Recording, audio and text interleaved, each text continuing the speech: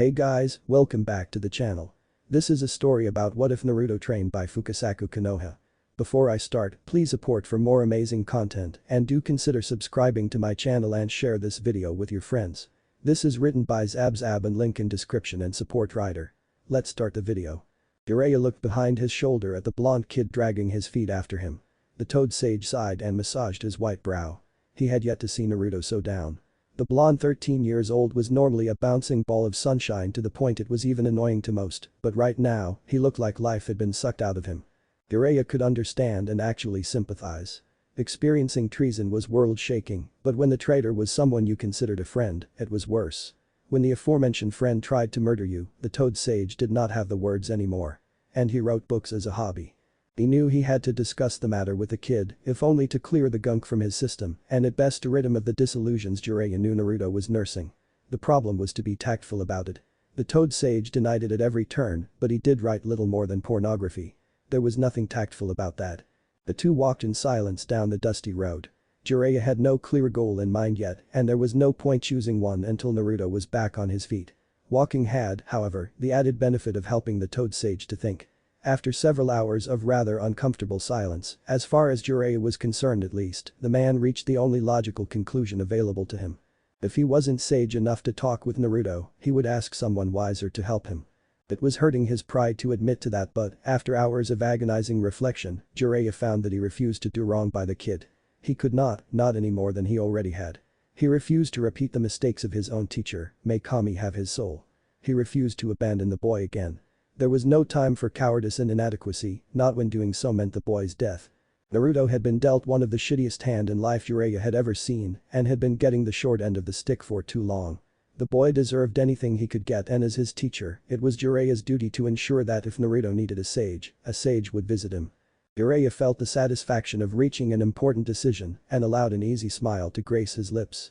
There was agony and hesitation and peace in choice, and the man found he was happy. Allowing his good mood to show, the toad sage started singing one of the numerous ballades he knew. Night eventually came, the sun setting over the immense forest of Fire Country. Made darker than it really was due to the gigantic trees, the obscurity forced the toad sage and his apprentice to stop. Naruto had been despondent for the entire day, and when the blonde boy finally found sleep, Jiraiya was relieved to not see him lifelessly staring at nothing. The blonde had cerulean blue eyes that looked entirely wrong when empty of their usual spark. Looking over at the boy and giving his sleeping form a sad smile, the toad sage rose and formed a cross with the extended index and middle fingers of both hands. Jiraiya searched within him for his chakra, the mystical energy that allowed him feats impossible for untrained men. With a poof of smoke, a perfect replica of the toad sage came in existence. The original nodded once and departed. Jiraiya walked for a good while, putting as much distance as he could between his camp and the sleeping boy. The technique he was going to use would use a massive amount of chakra, and he did not want to risk waking Naruto up. Reaching a rather large clearing, the man decided it was as good a spot as any other to call for the help he needed. Once again needing his chakra to amplify its strength, Jiraiya spun it within his pathways until it welled immensely, slowly escaping from the tenketsu around his body, despite the tight control he exerted over it, forming a thin halo of light around his form. Suddenly the sage nicked his thumb on a knife and willed the energy through several hand signs before slamming the injured hand on the ground. Smoke exploded upward and engulfed the sage's form as wind blew from the point of impact, shaking the trees around the clearing and making their branches groan in protest. When the smoke cleared, the sage was crouching in front of a toad. A very bizarre toad, as it was propped up on its two back legs, draped in a grey cloak, and sported a white goatee and two very bushy and spiky eyebrows. "Fukasaku-sama," greeted Jiraiya. "Thank you for answering my call." "Good evening, Jiraiya," the toad said in return. "It's rare for you to give me the sama treatment. What gives?" The man chuckled sheepishly and scratched a wart on the side of his nose. "I need your help, Pa, and I figured being polite was a good way to go at it." The toad's eyebrows rose in surprise. "I suppose so," Fukasaku said. "It's not often you admit to a shortcoming. Maybe you're starting to be deserving of your self-given title." Jiraiya grimaced and sighed. "Well, about that, we will talk, but I need to start at the beginning. Will you hear me out?" the man asked, almost pleading at the end. The toad smiled. "Of course, Jiraiya. I would be remiss to not offer help to our senior summoner. Speak." Jiraiya breathed out in relief before he let himself fall on his bottom, crossing his legs in front of him before he inhaled deeply. "It's about Naruto." And for the better part of the night, the toad sage talked with his strange interlocutor who stood silent and attentive. His speech slowed by hesitation and shame at first, the man laid down his doubts. He wasn't sure he deserved to be Naruto's master when he had chosen to honor one duty as an excuse to shy away from another, discharging himself from it on his own sensei, breaking a promise. It was then the dam broke, regrets and sorrow flowing along with the words. This choice resulted in the boy being feared and ostracized by the village he had grown up in. The blonde had been alone for the entirety of his 13 years of life, without any real support, despite the crushing burden he was afflicted with. When he finally found a brother, it was only to be betrayed by him. Jiraiya explained how he was afraid Naruto would chase after the traitor like the Toad Sage himself had done when his own brother had fallen to treachery. He explained that he did not know what to do, did not know how to explain, did not know how to steer Naruto away from a path that could be nothing but self-destructive. Through everything, the aged toad listened, never interrupting his summoner save for a few questions. When Jiraiya eventually finished, Fukasaku looked at the man and smiled gently. You had a lot on your mind but even more on your heart, Jiraiya boy. How do you feel now? Jiraiya was a giant of a man, one who had seen war, known love and loss, hope and despair. Yet now, he felt like a child under the eyes of the small toad. I don't know, mumbled the man as he sagged from exhaustion. Really, now? Jiraiya answered nothing, refusing to meet the toad's gaze, his eyes looking at emptiness. Fukasaku waited patiently until, eventually, the man looked up. I feel terrible. One oft feels like that when admitting to their perceived faults. A sigh escaped Jiraiya's lips, heavy with remorse. So you do think I failed? No, countered the toad. But you definitely do. And admitting that is the first step to making things better. I do believe you had a moral obligation toward your previous pupil when you accepted to take care of his son were anything to happen to him. The fact you did not do so speaks poorly of you. Another sigh forced its way out of Jiraiya's chest. I also find it admirable that you decided to recognize it and do something about it. Just know that I'm not the one who can absolve you of the fault you committed. Only Naruto can. I know, whispered Jiraiya. Now regarding Naruto himself, I would trust a lad to be intelligent enough to understand things if you explain it to him. The man snorted. He is terribly bullheaded. That does not mean he cannot think. If you order him to not go against the Sasuke Uchiha, he definitely will, if only to spite authority. Authority never really helped him after all. You need to mentor him, not point a direction and order him to run. But how do I do that? The toad raised one brow. You speak to him, of course. You cannot go in wild blind. If you want to craft a better argument, you need to know how the kid works and what to strike down. So do what you do best. Gather information. Isn't that manipulative? Is trying to convince someone to your view manipulative? Manipulation is defined by its deceptive, underhanded aspect. Do you plan on being so? Then no. Of course not. Then don't be. Be honest, tell the boy what he needs to know. What Naruto needs to know, not what you think he needs to know, let me be clear on that. At some point, a hidden truth becomes a lie and lies are always poisonous. Actually, if what you told me about young Naruto is true, the poison is already in effect. What do you mean, Pa? He used the Rasengan in his fight against the Uchiha, correct? Yes. Naruto was found in the Valley of the End with a wound characteristic of a Chidori on the right side of his chest, correct? Yes. From what he told you of their fight, what does that truly tell you? Jiraiya stayed silent for a few seconds before he whispered in horror. Naruto was ready to die, wasn't he? It would seem the boy does not value himself indeed. His mission was to bring back the Uchiha, and when the time came to strike, he preferred to allow his target to nearly kill him and escape. Fukasaku said with a sad nod of his head. That is why he needs a mentor Jiraiya. Naruto-kun needs to understand that he matters, despite what your village, your Hokage, and yourself did to him. The toad sage winced but not at all the same. Would you help me, Pa? The man asked after a few seconds of pained silence. Of course. Naruto is one of our own after all. Summon me again tomorrow and I shall help however I can. Just understand this, Jiraiya. Naruto needs to come to the right conclusions by himself and for that, he'll need to discover who he is first. I cannot guarantee this Naruto will please everyone. Not even you. The two fell silent for a minute as the toad sage processed what had just been told to him before he nodded resolutely. Not a problem. Good. I'm not helping to train a fool. Have a good night. Jiraiya shifted to sit in Caesar before he kowtowed. Thank you Fukasaku-sama. You're welcome, Jiraiya boy, answered the toad one final time before he disappeared in a puff of smoke.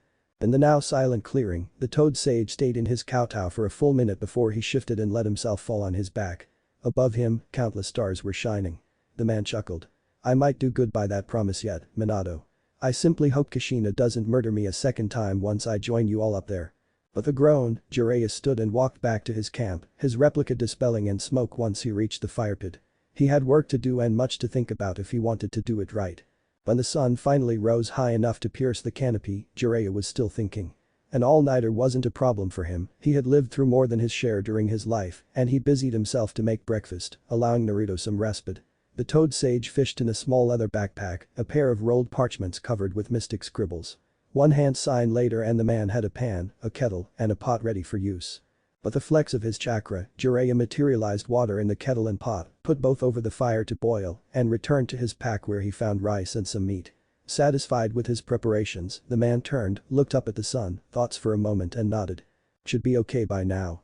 The man's chakra swelled again much like last night in the clearing, and Jiraiya repeated the summoning ritual. In a puff of smoke, the old toad, Fukasaku, appeared. Hello Jiraiya. Ah. I hope it's not too early. I told Ma I'd be out today, no worry. Thanks. The toad turned around, his gaze coming to rest on the form of Naruto. So this is the tadpole, huh? You know he is awake right? Of course. I am a good shinobi, huh? The toad chuckled. Of course, of course. Say, Naruto boy, why don't you join your master and me for breakfast? The boy stilled unnaturally for a second before he stirred, stretching and yawning in an exaggerated way. Hello pervy sage, Toad Gramps. Toad Gramps, huh? And pervy sage. It suits both of us, Jiraiya. The man smiled. It does. Come Naruto, breakfast will soon be ready. The man and the boy ate in silence, the toad content with observing them. Once all was said, done, washed, and packed again, a heavy silence settled around the camp. Naruto, began Jiraiya, we need to talk. About what? The blonde asked, no trace of enthusiasm to be found in his voice.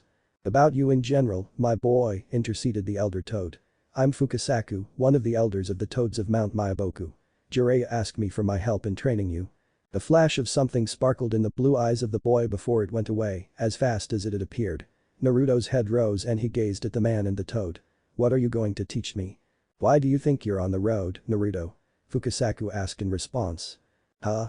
Why is Jiraiya taking you on a trip? Naruto cocked his head sideways before he shrugged. Training. I don't know. Don't you? The toad questioned, a smile on his lips. Well, this journey is all about you and your training indeed, but what kind of training do you suppose you'll receive? Well, enough training to save Sasuke, answered the blonde a bit more animatedly. And to become Hokage. He added with a shout as an afterthought. I see. Well, every journey needs to begin somewhere and to really start, we need to talk, as we said. Get yourself comfortable because we will address as many subjects as we need, some you won't want to touch. Naruto sat upright and sent a glare the toad's way. Bring it. Fukasaku chuckled. Good, good, not afraid as I can see. Facing yourself can be hurtful, and it is good to see you so robust. Facing myself. Indeed. Do you know the saying that goes? If you know yourself, if you know nature and if you know your enemy, you'll be victorious. The blonde shrugged. It might have been something Iruka-sensei had said once in class during the academy. Naruto could not be bothered to listen to that kind of thing. He needed jutsu, not pretty words. I can feel you scoff from here. I know you lack discipline, Naruto, and I won't fault you for it, but it does not mean I will tolerate it. Fukasaku said good-naturedly. Are you maybe more receptive to things when you walk? No, no, I'm listening, answered Naruto dismissively. Only for something fast, heavy, and strong to impact him on his chest, sending him flying and crashing against a tree. I've been imparting knowledge for hundreds of years, came the deceptively calm voice of Fukasaku. All the toads I taught were different and each required a different approach. That is fine by me. However, when I teach, I expect to be listened to. Now, Naruto, would you be more comfortable walking or do I slap you again? The blonde looked around him, searching for the S-ranked Jutsu master that had just delivered the hit when the words of the toad registered. Whoa, you're super strong, Toad Gramps. The blonde exclaimed. Only for Fukasaku to appear by his side and hit him lightly on the shoulder with a stick. Politeness is one aspect of a man's discipline.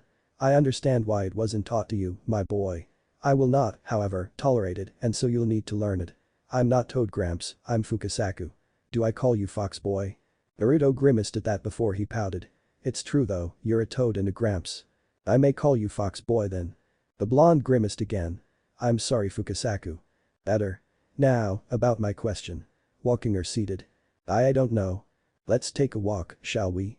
The toad decided suddenly, jumping on the blonde boy's shoulder. Let's go, Jiraiya. The man nodded and smothered the campfire before following after the incongruous duo. For a few minutes, the three walked in silence. So, Naruto, have you heard the saying from earlier? No Fukasaku. How do you think it relates to you? The blonde shrugged. I don't know. You did not even try to think, Naruto. Do not be afraid to answer wrong, you will not be mocked here, not by me, not by Jiraiya, not by the trees, not by the road. So think, Naruto, and try to come up with an answer. The toad chided, the tone of his voice even. Cowed, the blonde fell silent and thought about the little toad's question, repeating the saying in his mind countless times. Is it your way of teaching? Asked Naruto after a while. When the toad did not answer, the boy continued heatedly. But I need jutsu, not some crap. He was interrupted by a tap on his shoulder. Do not scream, I'm right here and I hear you. You are seeing a tree for the forest. Jutsu are only a part of knowing yourself. A very little part. So you're going to teach me a jutsu? The blonde asked, confused. Why would I when you wouldn't know what to do with it? The boy blushed in anger. I know how to use jutsu.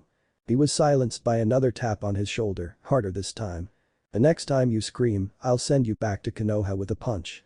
And no, you do not know how to use jutsu. Tell me all the jutsu you know. Tenji, Kawarimi, Kage Bunshin, and Rasengan, answered Naruto with a pout.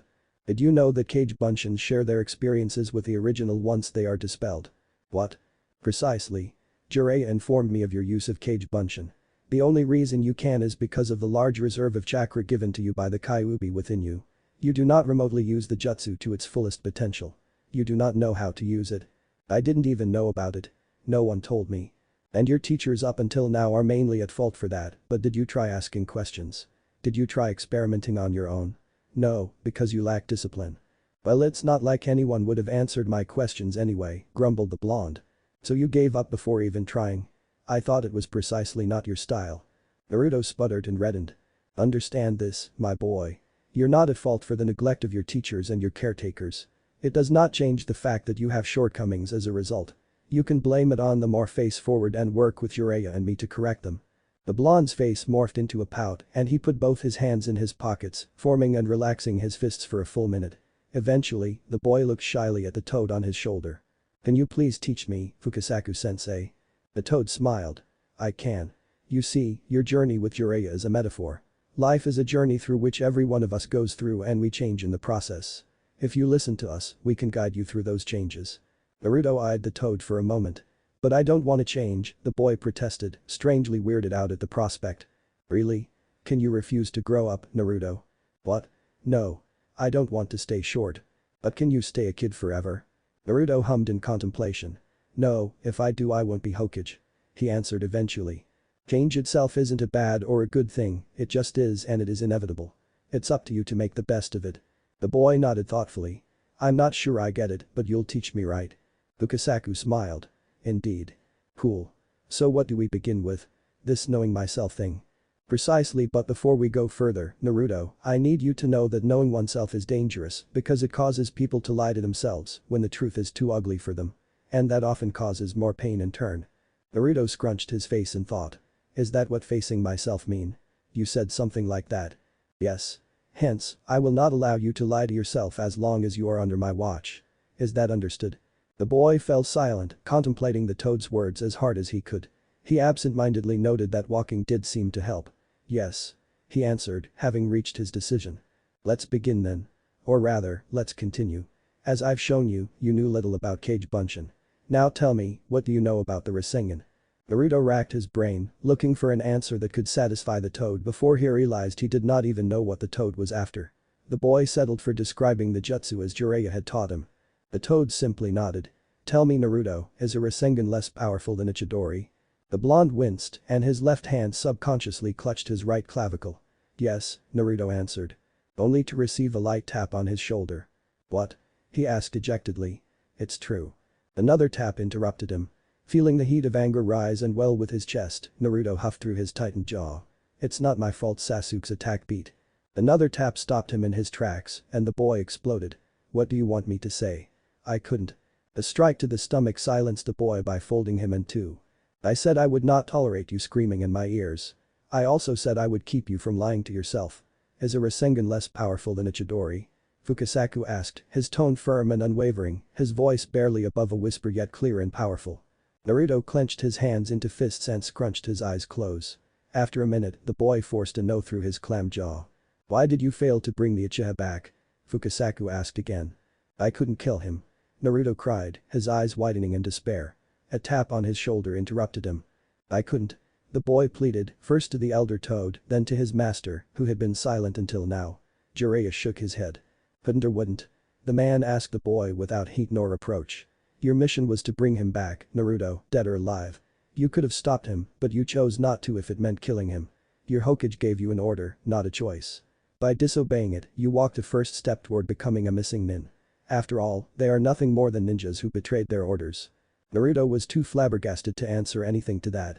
You could have and should have killed him, Naruto, those were your orders.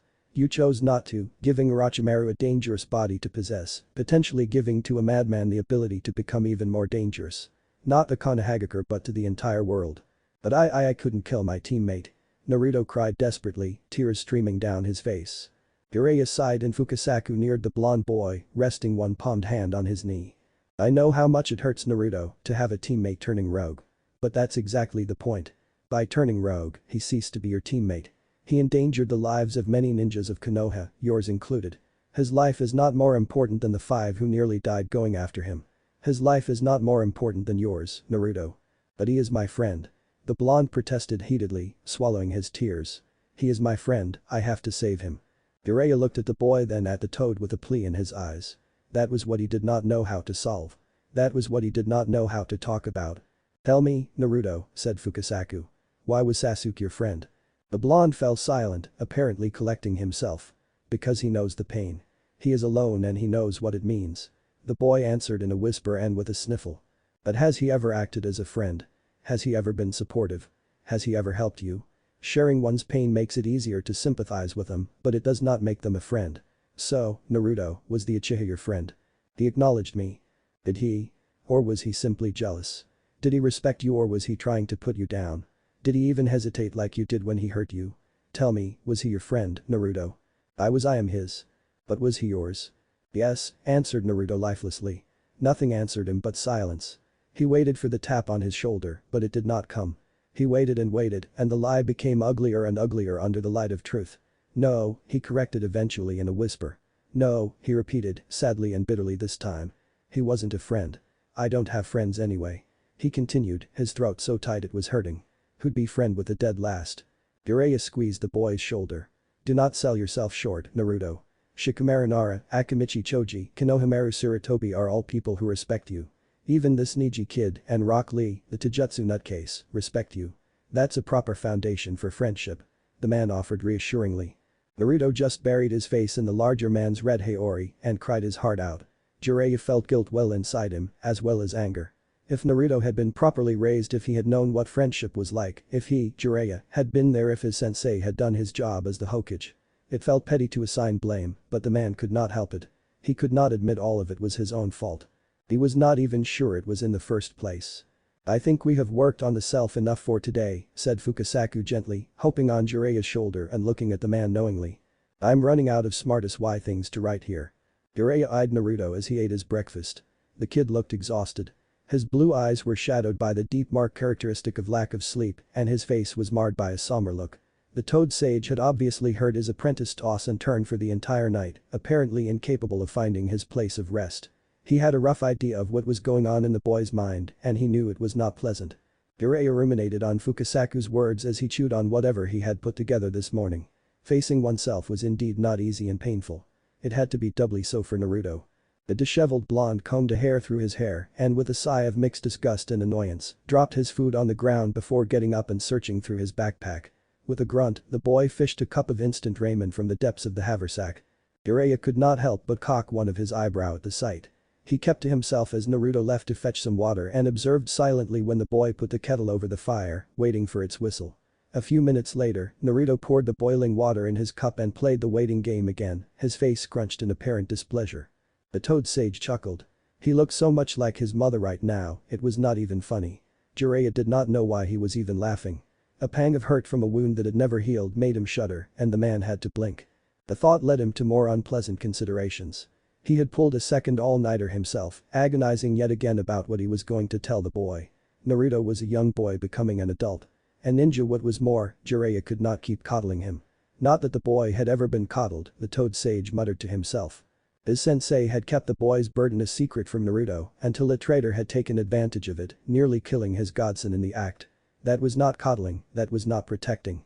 That was putting Naruto in danger, and what for?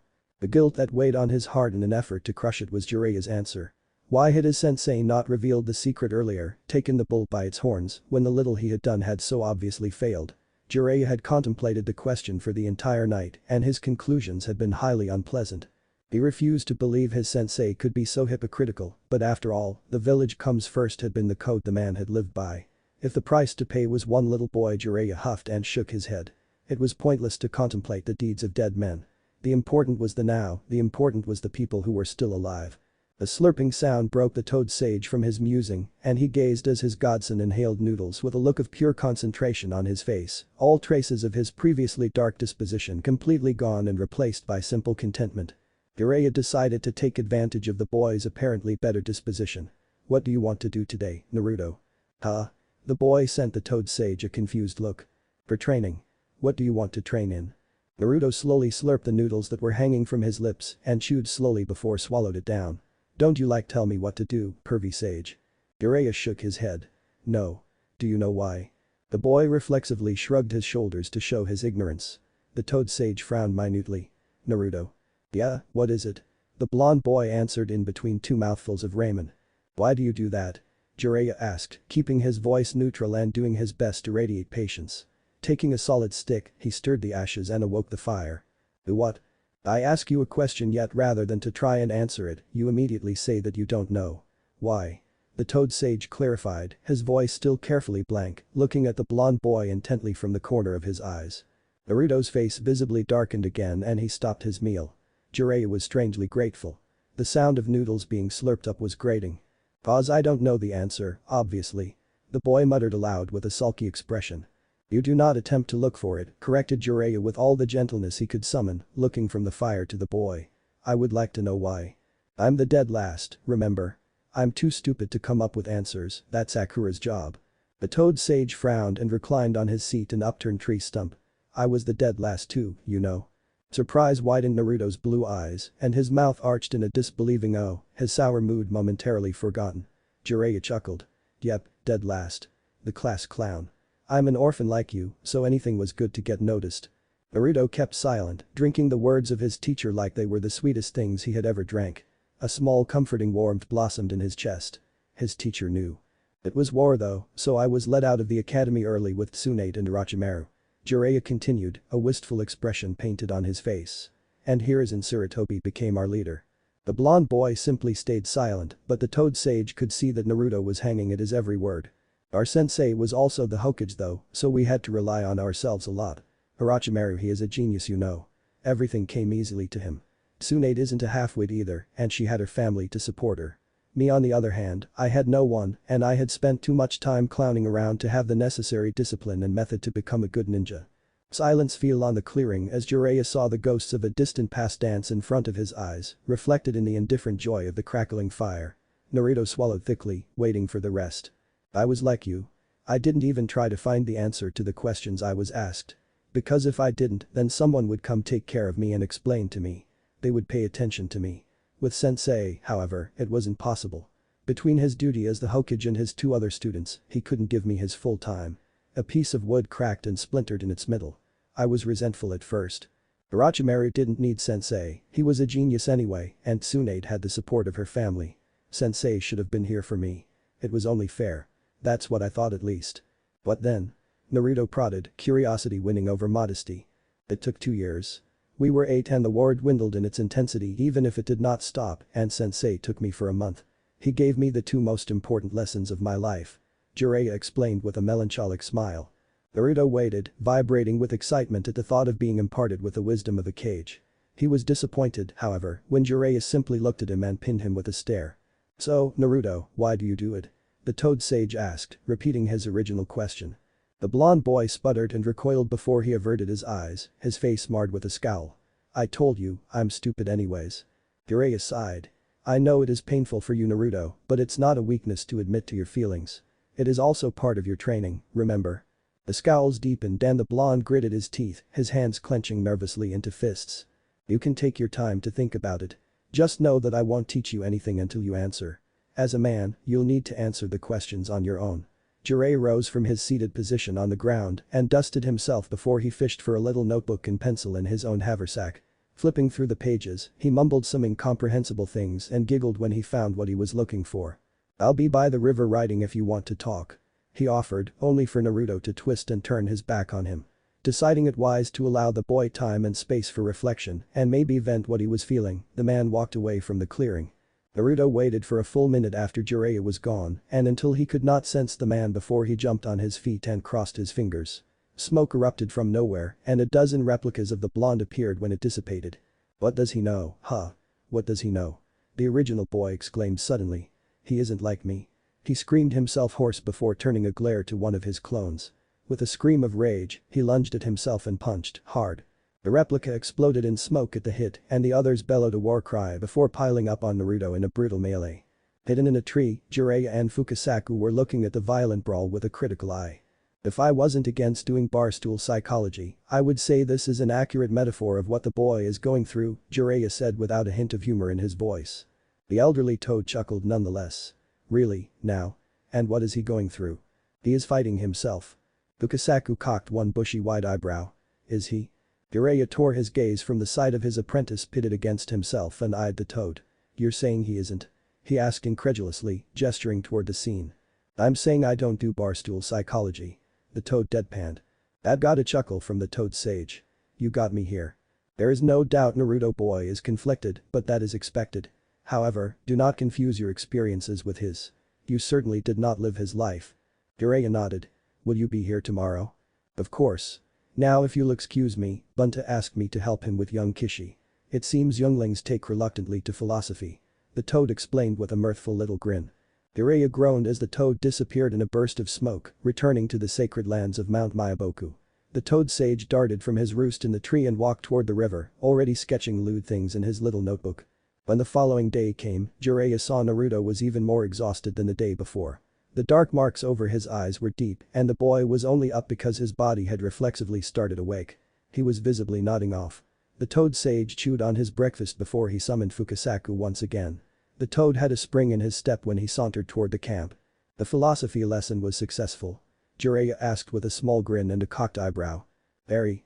Young Kishi shows promises when he is properly motivated." The toad sage chuckled. "You hit his sweets, didn't you?" "Precisely," answered the elder toad, popping a small round something in his mouth. Exquisite. How are you today, Naruto boy?"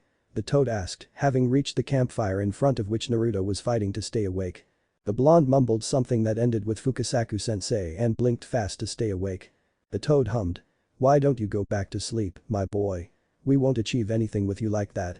The blonde growled something in a yawn. "Can't. Must train." "With what energy?" "No, Naruto. Sleep and you can train once you are rested." Naruto rose from his seat abruptly, glaring at the elder toad. "I'm fine," he protested venomously, crossing his arms in front of his chest. "You're obviously not. You can barely stay on your feet and the lack of sleep is making you aggressive. You won't learn anything like this, only exhaust yourself more." Fukasaku rebuked before turning away and nodding to Jiraiya. "Wait." The call stopped the elder toad in his tracks and made him turn. Naruto was looking at him pleadingly, his arms uselessly hanging by his side, tears of fatigue glistening in his eyes. "Please. I can't sleep. I close my eyes and I see him. He stabs me again and again and again." The boy's voice broke, strained by the exhaustion into a dying murmur. His head was throbbing, his throat was painfully tight, constricted by an urge to cry his complete weariness. The dam broke when Jiraiya enlisted the boy with his strong arms and pressed him against his chest. "There. It's okay to cry, Naruto. It's okay," soothed the man gently, rubbing the blonde's boy in circles. When Naruto awoke, the heavenly arch was sprinkled with countless stars, all shining brightly. He felt warm and relaxed, rested. He turned on his side and stared into the dancing flames of the little fire camp. His nose tingled and twitched when the rich smell of food caressed his nostrils. "How do you feel?" Naruto started slightly at the sound of Jiraiya's voice. It had been so peaceful, he had not even felt the man seated beside him. The blonde stretched. "Better," he admitted. Pervy sage, about earlier. "When I first killed a man," interrupted Jiraiya, "I had nightmares for a week." Naruto fell silent and accepted the piece of information for what it meant. "It's okay." The boy swallowed thickly and sat himself up next to his teacher. Silence fell between the two, colored only by the sounds of the forest. Here the melodious song of an owl, there the rustling of a bush, and sometimes a shrill cry. What are those? Naruto questioned. Those what? Jiraiya asked in return, playing with the fire. Those weird whistling sounds. Oh. Bats. They hunt with sound, or so Fukasaku says. The blonde's eyes widened in wonder. Really? Yup. You can ask him more tomorrow if you want. Naruto fell silent for a few seconds. He knows a lot, doesn't he? Fukasaku. More than you can hope to learn in your entire life. He is old, you know, one of the oldest toads of Mount Myaboku. He is really Toad Gramps, then, Naruto said petulantly, a small smile curving his lips nonetheless. The gears in the brain of the boy took another second to work the meaning of his teacher's words. Wait, he isn't the oldest. He exclaimed suddenly. Amamaru, the farseer, is. He is also completely senile. Senile? Jiraiya pointed at his temple with his index finger and moved it in circles. He is not all there in the head. So he is like crazy old, but for real. The toad sage chuckled. Yup, you can say that. He is always smoking his pipe. If he doesn't, he slobbers everywhere. Yuck. Naruto grimaced. The thought of a giant toad covering everything in viscous saliva was not appealing. Don't tell anyone I said that. The man said seriously. Naruto grinned. I dunno. Maybe if you stop peeping on women, I'll consider it. Jiraiya jumped on his feet, an exaggerated expression of hurt on his face, and pointed an accusing finger at the boy. You'd blackmail your teacher. You have really no respect for your elders. Naruto jumped up himself. Not when they are pervy. It's not perving, it's art. It's totally not. Is too. The sage retorted childishly. Is not. The boy accused in the same way. The two glared at each other for a minute, fire and lightning erupting from their eyes. Suddenly, Jiraiya chuckled and it rapidly devolved in a full belly laugh. The mirth was contagious as soon enough, Naruto started laughing too. The toad sage plopped back down on the stump that he was using as a seat and wiped a tear before staring at the fire. The blonde's laughing fit calmed eventually and as he slowly collected himself, he looked at his teacher. Naruto startled at the long face Jiraiya was making. The man was unseeing, his gaze darkened and lost in recollections of memories reflected by the fire, images of the past only he could see. Pervy sage. The man took a long shuddering breath. We used to have the same argument with your mother. The world stopped and slapped Naruto in the face. Air was caught in his throat, refusing to permeate his lungs. His heart was drumming against his ears. His knees were suddenly made of wool, and the blonde had to sit down. What? It came out as a whisper, so low not even he heard it. Her name was Kushina. Kushina Uzumaki and she was one fiery woman, explained Jiraiya. And suddenly, the toad sage was retelling to the sun the many feats and exploits of the mother. The moon rose, went down, the sky turned, and the stars danced to the infinite tune of time, and it was morning when Jiraiya stopped speaking. Naruto had the feeling his head was ready to explode. His ears were buzzing, his throat was dry and hurting, his eyes blind and wet, but worst of all, his heart was trying to tear itself in several pieces. He had a hand clenched over his chest, feeling out his flesh desperately for the hole that had been drilled through it, trying to keep the wound closed, but nothing worked. He had a mother. Everyone had a mother, that was so obvious. Naruto, however, was that boy. The perfect thing to saddle with a burden that would have broken anyone else. He did not have a mother, he was not supposed to. Who would have carried that boy within their belly? Who could have conceived that boy? Who would have even wanted that boy? He was no one, spawned from the fire fanned by the Kyuubi's flaming tails. He howled. Tears were burning his cheeks and a sob racked his body so hard he had to curve in a ball to contain the hurt. He had a mother. He had dreamed of one, beautiful and gentle and strong and caring and turning her back on him, screaming that he was not a boy, her face morphing into a nightmarish vision only his mind could conjure. He had searched the Uzumaki name through countless scrolls only to find nothing. He was no one, spawned from the pyre lit by the Kyuubi's fiery breath. Strong hands ensnared his shoulders and pulled him against something steady. He cried and trashed and screamed until the bloated well of sorrow was exhausted. He had been denied at every turn, never answered in his quest for her. Fleeting ghost, unknown fairy, she had escaped him again and again, until he had grown tired. Until he had been convinced that he was nothing but that boy. Until he had accepted that he was no one, spawned by the smoldering remains of the Kyuubi's attack. He had a mother. Naruto fell asleep, his face marred with tears and his throat sore, but with a smile on his lips. I'm really uninspired, it's terrible. Jiraiya considered himself a man difficult and slow to anger, and as a matter of fact, he was rarely ever mad. Out of his two teammates, he was definitely the calmest. Today, however, his blood was boiling with both fury and remorse at the sight of his godson tucked against him under a cover and gripping his left arm in his sleep. No 13-year-old adolescent should behave like this. For all intent and purpose, he was still a stranger to the boy, and the blonde should never have felt comfortable enough to sleep like that yet. However, Naruto was so starved of contact that he immediately sought it out at the first sign it was okay for him to do so. So at this moment, Jiraiya was mad like he had never been before. At himself, at the villagers, at his sensei, at the world, at the Yondaime Hokage, and at himself mainly because he should have been here. Had he raised the boy as he had promised, Naruto would not be this frightened child in an adolescent body. He was here now, but it certainly did not assuage his guilt. He could not help but wonder if it mattered. He was here now, so all was good, was that it? No, not when he had given his word to be there then. He had been wanted for 13 years, his cruel absence damning a boy he should have cared for like a grandson. He had other duties, the grief had been too heavy, the Hokage needed him in the field. It had not taken a lot of convincing to sway him away from the one responsibility that should have mattered above the others. Being seen with Naruto would have put the boy in danger. It had been his sensei's favorite argument. The white-haired man scoffed. He was a spy master. If there were something he knew how to do better than most, it was to disappear. It would have been enough to spend time with the boy in a remote part of the village. Anyhow, Naruto had inherited the Uzumaki name, a clan 3 of the most powerful nations had genocided to the last grown adult in fear of their prowesses. Being named Naruto Uzumaki was a danger in itself, the spiral the boy wore on the back of his jacket a perfect target. Yet, no assassin had ever been sent after the boy.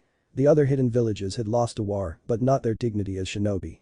They had endured the defeat and decided that assassinating a babe was below them.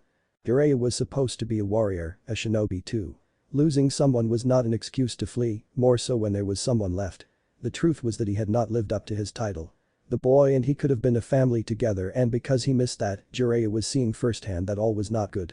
Rotten leaves, the boy had had a breakdown when he had told him about his mother. No orphan should react like that when told about one of their parents. The toad sage took a deep, slow breath and shifted minutely, careful to not wake Naruto up. He was not going to allow himself to harm the boy any further. He did not swear it, the chemist knew how little he apparently thought of his words. This time, he was simply going to do it. It took another hour for Naruto to stir and wake up. The boy scrunched his face before he yawned wide enough to unhinge his jaw. He pressed the palm of his hands against his eyes to clean them from the crust of sleep. "You slept well?" The blonde startled at the question, the voice coming from strangely close to him. Only now did Naruto realize how he was nestled against Jiraiya. He felt shame coloring his cheeks and scratched the back of his head. He had had a pleasant and restful night free from the nightmares that had been haunting him, it was his first peaceful night of sleep since 3 days or so. He smiled hesitantly at his teacher and nodded, but his eyes never fully met Jiraiya's. Naruto's features shifted into a frown, his brow furrowed in quiet contemplation. It was the first time ever he had slept this well.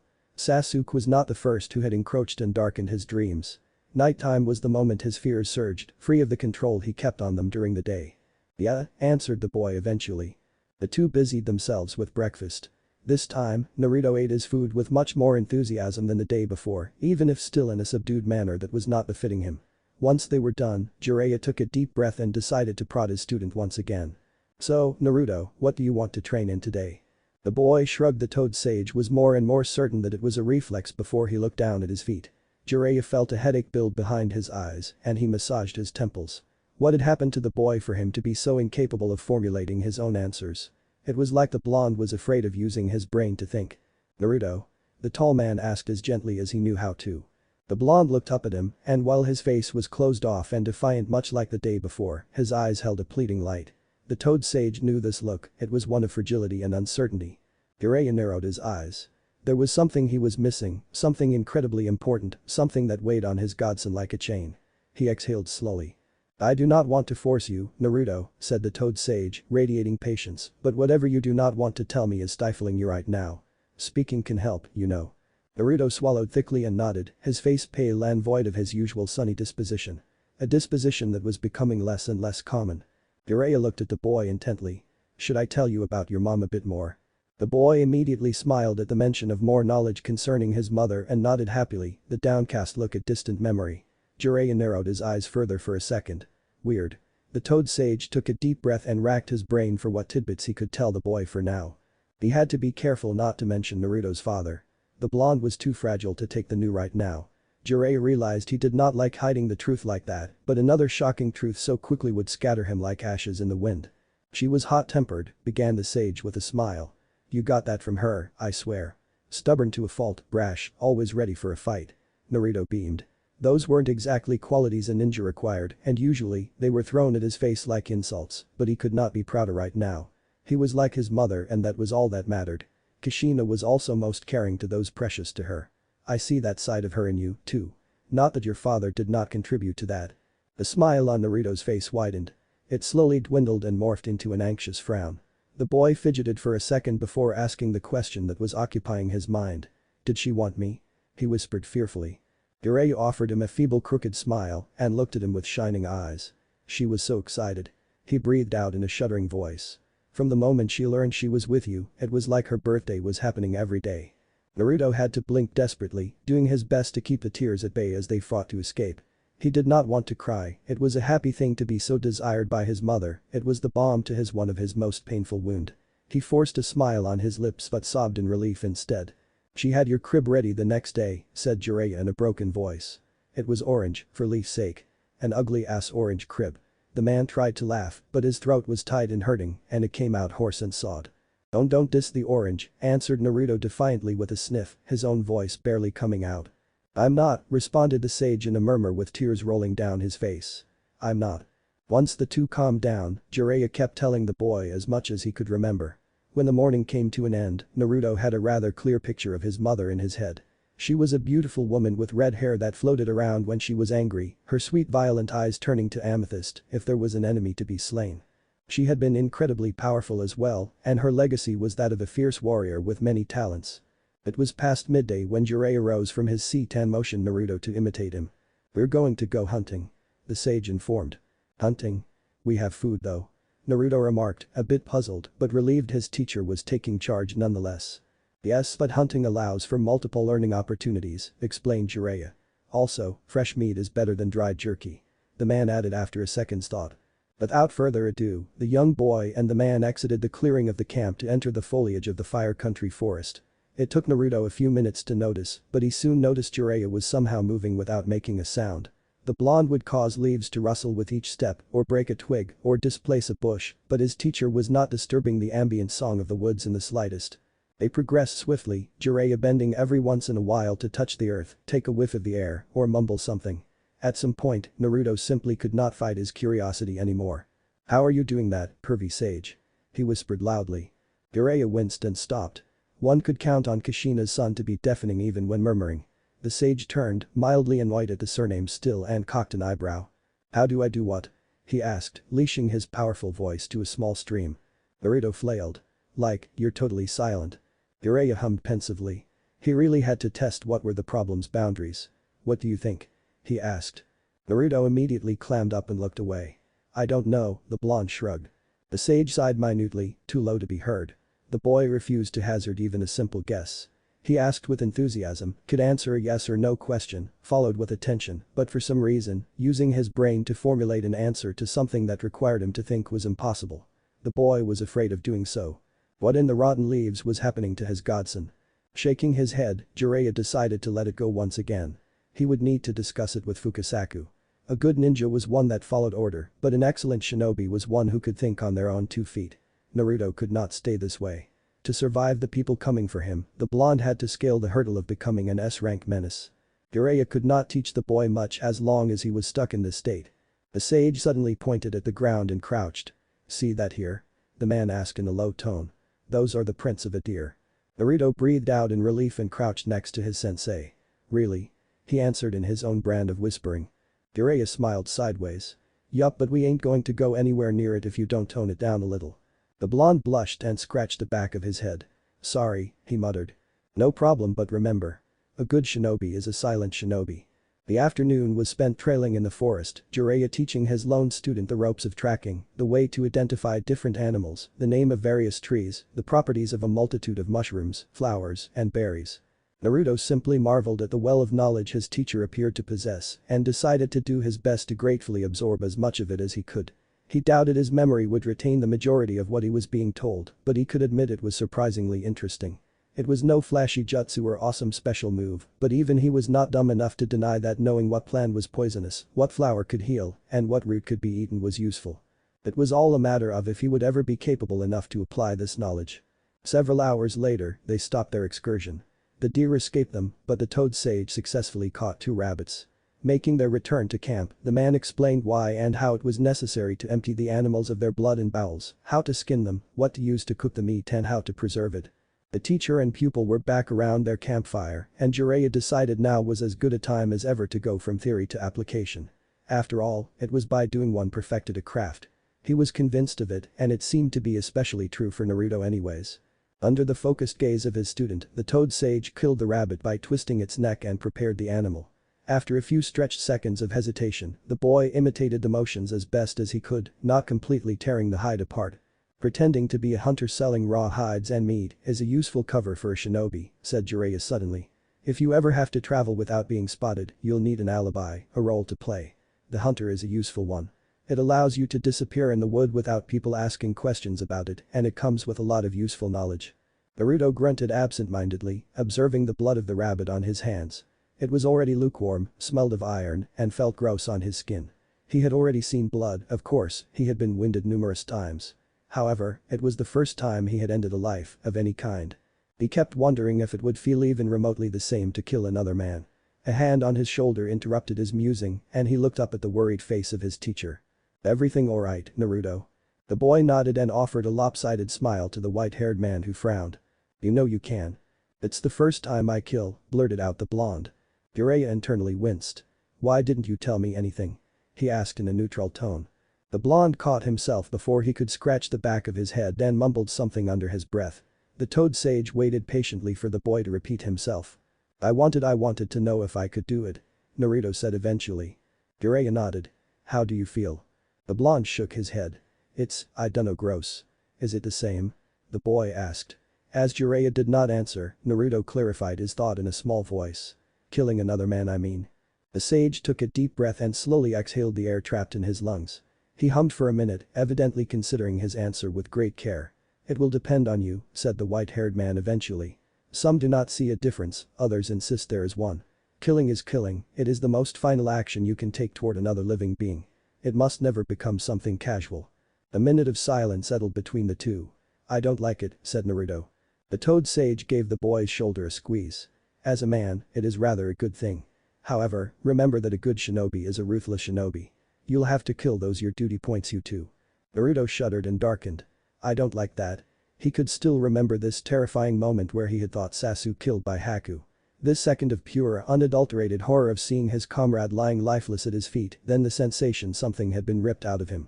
Killing others meant he would make people feel like that. He also remembered the anger, the boiling rage coursing through his veins, the thirst for the enemy's own blood, the urge to avenge his fallen teammate. That love could morph into hate and fuel it just like that was a truly frightening thought. "I don't like that," repeated Naruto. Jiraiya sighed. "I don't like it either." The toad sage then demonstrated how to prepare meat to preserve it before he sealed Naruto's rabbit in a scroll. Storage scrolls distort time, but there is no way to stop it truly. That's why you still have to use a generous dose of salt. The man brandished the scroll. "It will be good for a year." Naruto's mouth shifted into a small O of awe, and he nodded. "Can you teach me how to do that, sensei?" Considering his fridge was always out of order, it seemed like a useful skill to have. And he was on the road for now, so it was actually a skill he needed. The white-haired man smiled. "Will do." Uzumakas were very talented in seal making. The blonde's eyes widened and he beamed happily. If seal crafting was something his clan mastered, then it was another reason to learn it. He had always heard Fuinjutsu was extremely complicated though. The thoughts made him frown. He would probably never reach the Uzumaki's level of mastery. "Let's prepare this one for tonight, shall we?" Naruto's stomach growled in anticipation, and he nodded. Due to going on a hunt, they had not eaten more than a few berries, and he had to admit he was famished. He observed with fascination as Jiraiya busied himself around the various pans he had disposed over the fire, like he actually knew what he was doing. The blonde's initial disbelief morphed into respect when a divine smell rose and tickled his nose, making him salivate. The rabbit stew, accompanied by a few roots Jiraiya called potatoes and some wild leeks, put stars in the boy's eyes. "You know how to cook, sensei?" Naruto exclaimed after the first mouthful, his face displaying his admiration for the world to see before he focused back on his plate. "This is so good," beamed the blonde happily. Jiraiya simply chuckled, the bemused smile he had on his lips masking his internal frown. Naruto was acting like he never actually had a decent meal in his life. The only thing the boy ate with nearly as much enthusiasm was ramen. Suddenly, the truth of the matter, simple and obvious and incredibly ugly, crashed on Jiraiya. Naruto never had had a decent meal in his life before apart from ramen. A dark shadow passed in the sage's eyes. Konoha definitely had to answer some questions of his, and he would make sure it hurt if people did not comply. He might not have been there, he was guilty many times over, and he could have supported Naruto way more despite his duty to the village. Naruto, however, had endured more neglect than he first thought, and someone would answer for that. Not doing anything was one thing, going out of one's way to make his godson's life miserable was another. Dinner was finished quickly despite Naruto eating his way through nearly the entire marmite. The blonde boy then helped wash the various pans, insisting it was only fair he did it given Jiraiya had cooked. The toad sage allowed it, giving occasional pointers here and there to the boy who did not even know how to properly wash kitchen utensils. It took a good amount of willpower to the white-haired Densetsu no shinobi to not run back to Konoha with his sword drawn out and ready for blood. The rest of the evening was spent exchanging stories around the fire, Jiraiya once again regaling Naruto with tales about his mother, mixing it with some of his own achievement. The sun slowly settled westward, coloring the sky in hues of orange and purple as the symphony of the wilderness turned to something different, more mysterious, more threatening. "You stole that Tsuchikage hat," Naruto exclaimed at one point, pointing a finger at his sensei and wearing a proper expression of awe on his face. Jiraiya chuckled. It was a warning. After Kyuubi, Konoha seemed fragile, an easy prey. Iwa had weathered a very nasty blow during the war and they weren't in any shape or form to launch another one. But facts are, the death of Minato could have made them bold and we could not have that, so I reminded them that Yondaime was not our only S-rank menace. The boy sat back down, laughing heartily at the thought of his teacher actually infiltrating Iwa in order to steal a hat. It sounded silly. It was also undeniable proof that Jiraiya was probably the best infiltrator in the elemental nations. "You're really sneaky, huh, pervy sage." Jiraiya scowled in mock anger but then smiled. "I heard you weren't too bad yourself." "Huh? What do you mean?" Naruto asked, his visage sporting a puzzled expression. "Well, all your pranks," clarified Jiraiya. "I asked around and some of them were quite impressive actually." Naruto rubbed the back of his head. "They were pretty stupid," he mumbled. "No use making fun of." "I'm not." The white-haired man interrupted with a strong tone, looking at his student dead in the eyes. "I heard about you painting the Hokage monument in broad daylight in front of dozens of shinobi. Shinobi who did not see you. Naruto. In a village full of ninja, you could paint one of the most important landmarks in broad daylight and if you hadn't announced your presence midway, you wouldn't have been caught." "It was only a prank," protested Naruto. "It was a sabotage mission that you nearly pulled off." "What? I'd never sabotage Konoha." The blonde protested. The sage sighed and rubbed his eyelids. Arming himself with patience, the white-haired man shook his head. "It's a metaphor and image," he corrected immediately, seeing the uncomprehending look on Naruto's face. "Imagine your pranks as a mock mission. Your goal was to paint the mountain without being caught. In a real mission, you'd have to infiltrate a village and steal something, destroy a place." The man hesitated a second. "Or kill someone." The boy grimaced but nodded nonetheless in understanding before he fell in pensive contemplation. "Have you ever Naruto asked hesitantly. "Assassinated someone?" "Yes." Jiraiya answered grimly. The blonde felt his throat tighten uncomfortably. "And Jiji the Hokage ordered it." The sage nodded. "Always." "Why?" Jiraiya winced at the one question that could not be answered as there were too many reasons to give too many different stories. He did not know whether to weave a pleasant tale for the boy or delusion him now and give Naruto the harsh truth.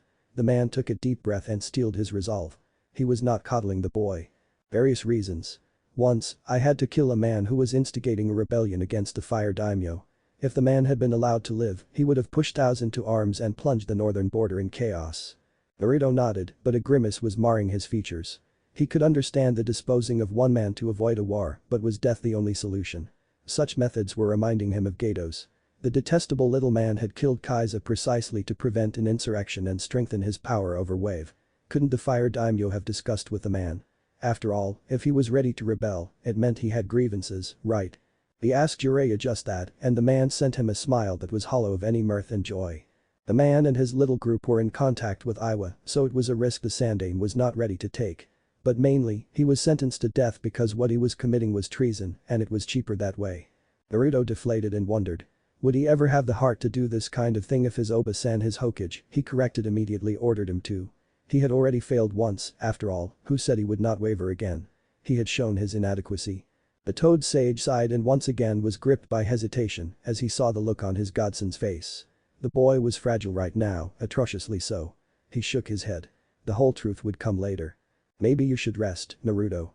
The boy nodded but did not look at him, too lost in consideration to do so. When Naruto settled under his covers, the night was fully there, indifferent to the affairs of mortals, and covering everything in her dark yet sparkling mantle. Jiraiya waited for his pupil to fall asleep before he once again created a cage buncheon. Leaving his replica to keep watch over their little camp, the Toad Sage walked away and summoned Fukasaku once again. "Evening, Pa." "Evening, Jiraiya boy. How was today?" The man's smile immediately followed by a sigh was enough to answer the Toad's question. "Something is blocking him, Pa. He is afraid of something, but I don't know what." The little elderly Toad nodded and hummed, his throat producing a gravely chant as he scratched his goatee. "The boy is crippled by doubts and fears, Jiraiya boy. You'll have to be a bit more accurate. I took him hunting today and he was like a sponge soaking up whatever knowledge I was willing to give him, but when I asked him what he wanted to train in, he shrugged and said he didn't know. He said he was the dead last, that he couldn't answer my question." "I see. There is more," said Jiraiya grimly. "He is conscious of it. He frowns and pout and he is all closed off at first glance, but his eyes betray him." The Toad hummed thoughtfully once again. "He is on a dangerous path. It is good to confront one's demons, but too many at a time and one cannot win." The elderly amphibian scratched his goatee once again. "Let us meet again tomorrow and I'll see the boy. It might be an unavoidable step on his journey to discover himself." "Yes. Thank you, Pa. See you tomorrow." The little Toad shook his head. "No, I think I'll stay here tonight. It has been a while since I spent some time in the Fire Country's forest." Jiraiya snorted and chuckled. "Ma booted you out of the house, didn't she?" Now, Jiraiya boy, it's rude to assume such things." The Toad chastised. "Even if you're entirely right. What did you do this time?" The Toad showed the man a candy that he popped in his mouth. "I told to get her own." He answered with a throaty laugh and a hum of satisfaction. "Delicious." Jiraiya laughed with his master. Toads were weird creatures. The elderly master and his disciple spent the night discussing things and others. "I don't know how Kishimoto is allowed to own Naruto given how he slaughtered the ending, but whatever, the fact is he does. What do you want to do today?" Naruto hated little more than that question right now. Not a month ago, if Kakashi-sensei had asked him that, he would have screamed ninjutsu at the top of his lungs and with a spring in his steps. Except Kakashi-sensei had never offered that. In fact, the lanky man who had been his teacher and team captain in the last 6 months or so had never offered anything. Since then, everything had gone wrong. The one he thought was his best friend betrayed Konoha, endangering many comrades by doing so, and Naruto had not been able to bring him back. Sasuke had always been better, stronger, faster. Naruto had thought he was catching up, that his powers could rival that of the Uchiha. When finally they had matched their physical strength, however, Sasuke prevailed still when he struck Naruto down without hesitation. Naruto knew he had faltered. Bringing his teammate back had been his mission, his duty, his promise. Yet when the only solution had been to strike the one he considered a brother with a Rasengan, he had wavered. His resolve was weak, contrary to Sasuke's. Then Toad Gramps had torn through him. Even his strength was fake, wobbly, smoke and mirrors. He knew of course. Every fight he ever won, it was because of the Kyuubi. Haku, Kiba, Neji, Gaara. Without the tailed fox in his guts, he would have lost each one of these. His power was borrowed from another. It was no wonder. He was an idiot after all. All those people calling him that through his life could not be all wrong. Even Iruka-sensei used to call him a baka. Maybe Kakashi simply knew he was too dumb to learn.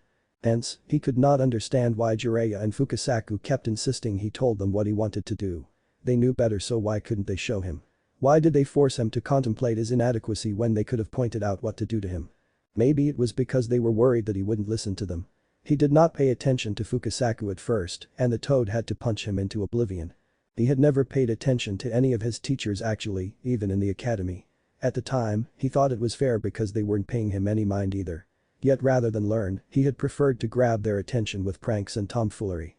Because it hurt so much when he had an answer and all they did was ignore him. Because it hurt so much when they mocked him for something he did wrong. Because it hurt so much when he was denied the right to participate and was ousted from class. Iruka had been different, but by then, Naruto was a prankster through and through. Because he had been so afraid Iruka would ignore him like all the others if he were to stop. So when Jiraiya once again asked him the dreaded question, Naruto shrugged. "I don't know," he answered, glancing downward with a scowl.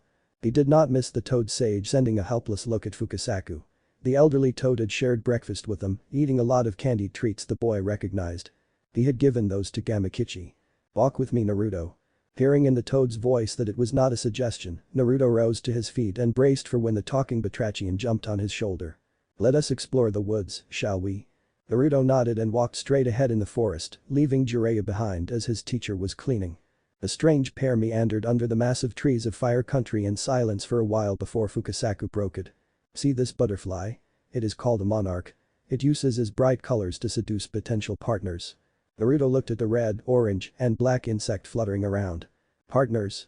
They leave behind the next generation before they go. They live for a brief summer only, you know." "That's sad," commented the boy. "Their short life is all about leaving their kids behind." He winced. That resonated weirdly within him. "Not really. You see, they feed on the nectar of flowers. As they go from one meal to another, they carry the seeds necessary for the next generation of plants to grow. They have an important mission." That silenced the blonde. Did everything around them have a similar task? What about him? "Do you know what this tree is?" the toad asked suddenly, pointing a palmed hand towards a great trunk. The answer escaped the blonde's lips before he could think. "It's an iron oak." Naruto glanced down. "How did you know?" Naruto felt his eyes prickle and blink several times. "Gigi," he began, his voice hoarse. He coughed. "Gigi used to show me. When I was little and when he wasn't too busy." Naruto explained in a shuddering whisper. "You miss him?" Naruto could only nod, his lips pursed tightly. "It is fine, Naruto," Fukasaku said warmly. "To mourn those close to us when they pass is only natural. You and me, we are creatures with feelings. We cannot ignore them. I'd like it sometimes. It would be easier." Naruto breathed out. "Then would we be living truly? Loss is the price of love, Naruto, but would you forgo the chance to love?" The boy's shoulders sagged. What was love when there was none to share it with you? Did the butterfly have the same considerations? "No one loves me," whispered Naruto, suddenly wishing he was one of the stupid insect fluttering around. "I'm just an idiot, a joke of a ninja. Incapable to do anything right. You might believe that, my boy, but it is not true. Tsunade holds great affection for you, so does Jiraiya." Naruto scoffed. "He called me an idiot, threw me off a cliff, and won't teach me. He doesn't like me, he is just the boy lost his voice. Why was Jiraiya training him exactly? To defeat Akatsuki. Why would the man bother though? Wherever these thoughts are taking you, it is not true." Naruto felt anger suddenly welling inside him like a devouring fire. He swatted his hand over his right shoulder and whirled, forcing Fukasaku to jump away. "What do you know, huh?" the boy hurled. "I've been called an idiot all my life, I'm too dumb to be a good ninja. The only thing about me is the stupid Kyuubi." Naruto's eyes went wide with realization, rage, then fear. "That's why the old pervert is training me," he whispered in a trembling voice. "He wants me to use the Kyuubi," the blonde mumbled in defeat. "He thinks I'm no good too." Naruto fell on his bottom, tears rolling down his cheeks, and sighed from exhaustion. Fukasaku coughed, attracting the boy's eyes to him. The toad had an eyebrow cocked up and was watching him with skepticism. "Who are you and what have you done to Naruto Uzumaki?" the toad said in a no-nonsense voice. "Huh?" Naruto asked eloquently. "What have you done to Naruto Uzumaki, the son of the red-hot habanero, the boy who never gives up?" Naruto glared. "A whole lot of good it did to me." The boy spat. "I banged my head against obstacles so much it made me stupid." "It might be true, but it kept you going forward." "To where?" the boy scoffed. "Mediocrity, that's where." The toad elder hummed and his throat gave a grave croak as he did. "Do you know how much time it took Jiraiya to learn the Rasengan?" Naruto shrugged and looked away. 5 months, said Fukasaku, ignoring the boy's blatant attempt at disrespecting him. "It took you one if I'm not mistaken." Naruto snorted. "I can't do it by myself, you know. Perfection comes with practice. The fact is, you know how to perform one. It took you 5 times less than Jiraiya, one of Konoha's Densetsu no shinobi. That is a great testament to your abilities as a ninja, Naruto." The blonde glared at the toad. "You said I was useless in ninjutsu. Now do not deform my words, my boy. I did say you haven't mastered your ninjutsu and that it was useless to teach you more. I did say you currently lack many things. I never said, however, that you did not have potential. I believe you can be a great ninja, Naruto." "And so do I," said Jiraiya, appearing suddenly by Naruto's side, startling the boy. "A great ninja without the Kyuubi." The blonde stared alternatively at his master and the elderly toad, shame slowly heating his face, relief rolling down from his wet eyes. "I'm sorry," he croaked. "It's just I don't know. I feel so tired. It's..." Jiraiya gave the boy's shoulder a squeeze. "A lot to take in. I'm sorry, we should have taken things slowly. Fukasaku and I both believe you can be great, but the most important thing is for you to believe so too." Naruto scowled, but there was no real heat behind it, only tiredness. "What did you throw me off that cliff then?" The toad sage sighed and sat beside the boy. "Because I am a cretin." The blonde was too flabbergasted to be annoyed anymore and Jiraiya chuckled ruefully. I wanted to arm you, kid. I knew about Gaara, I had no idea where I'd be needed, and I knew Sensei the sage sighed again. I knew you'd be in the arena. Ready to pounce. So I needed to be sure you could access the fox chakra. Was it the worst way to go at it? Yes. I'll admit I panicked when getting you to summon Bunta wasn't enough, so I reacted like an idiot. Naruto stared at Jiraiya with wide eyes. You knew? He mumbled, disoriented. You knew. But then why? Why weren't you with Gigi? He exclaimed, his tone one of reproach which made Jiraiya wince. Because it was his duty, Naruto boy. Fukasaku interrupted. The Hokage himself ordered Jiraiya to keep the enemy forces behind the wall, and that is what Jiraiya did. When he reported the presence of Gaara to Sarutobi, it was the Hokage himself who encouraged him to get you to access the Kyuubi's power. But why not train me? Jiraiya rubbed his eyes tiredly. It was the easy shortcut, Naruto. The one way I was sure you'd be ready in such a short time to face another unstable Jinchuriki. I know it is hard for you to hear that, Naruto, but you had almost no foundation when we first met. Your taijutsu was correct at best. The blonde scowled and the toad sage rose his hand in a peaceful motion. I'm not saying it is your fault, but it is the truth. Naruto gave his two teachers a humorless smile. Kakashi sensei really didn't teach much, did he? It was not a question, more a simple constatation. He taught you the values of teamwork and to cherish your comrades, pointed Fukasaku. Naruto scoffed. Nearly got me killed. Because he failed to establish boundaries, but it is still a powerful lesson, one I encourage you to follow if with a bit more restraint.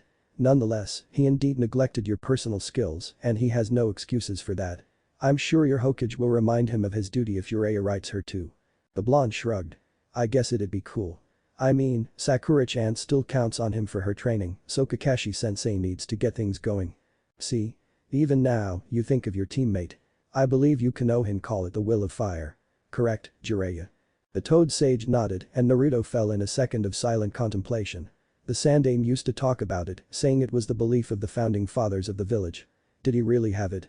He closed his fist and squeezed with strength. It was a good thing, right? Beliefs are powerful things, Naruto boy, and loyalty is answered by loyalty most of the time, creating a bond that goes beyond duty. It does not stop you from exerting caution, for there are always those without honor or too lost to consider such things. Sasuke, whispered Naruto. He isn't without honor. The blonde protested. The Uchiha might have never truly been his friend, but they had at least shared a bond of comradeship. It was Sasuke who had saved him from Haku, Sasuke who had done his best against Gaara to defend Sakura, Sasuke who had spared him ultimately.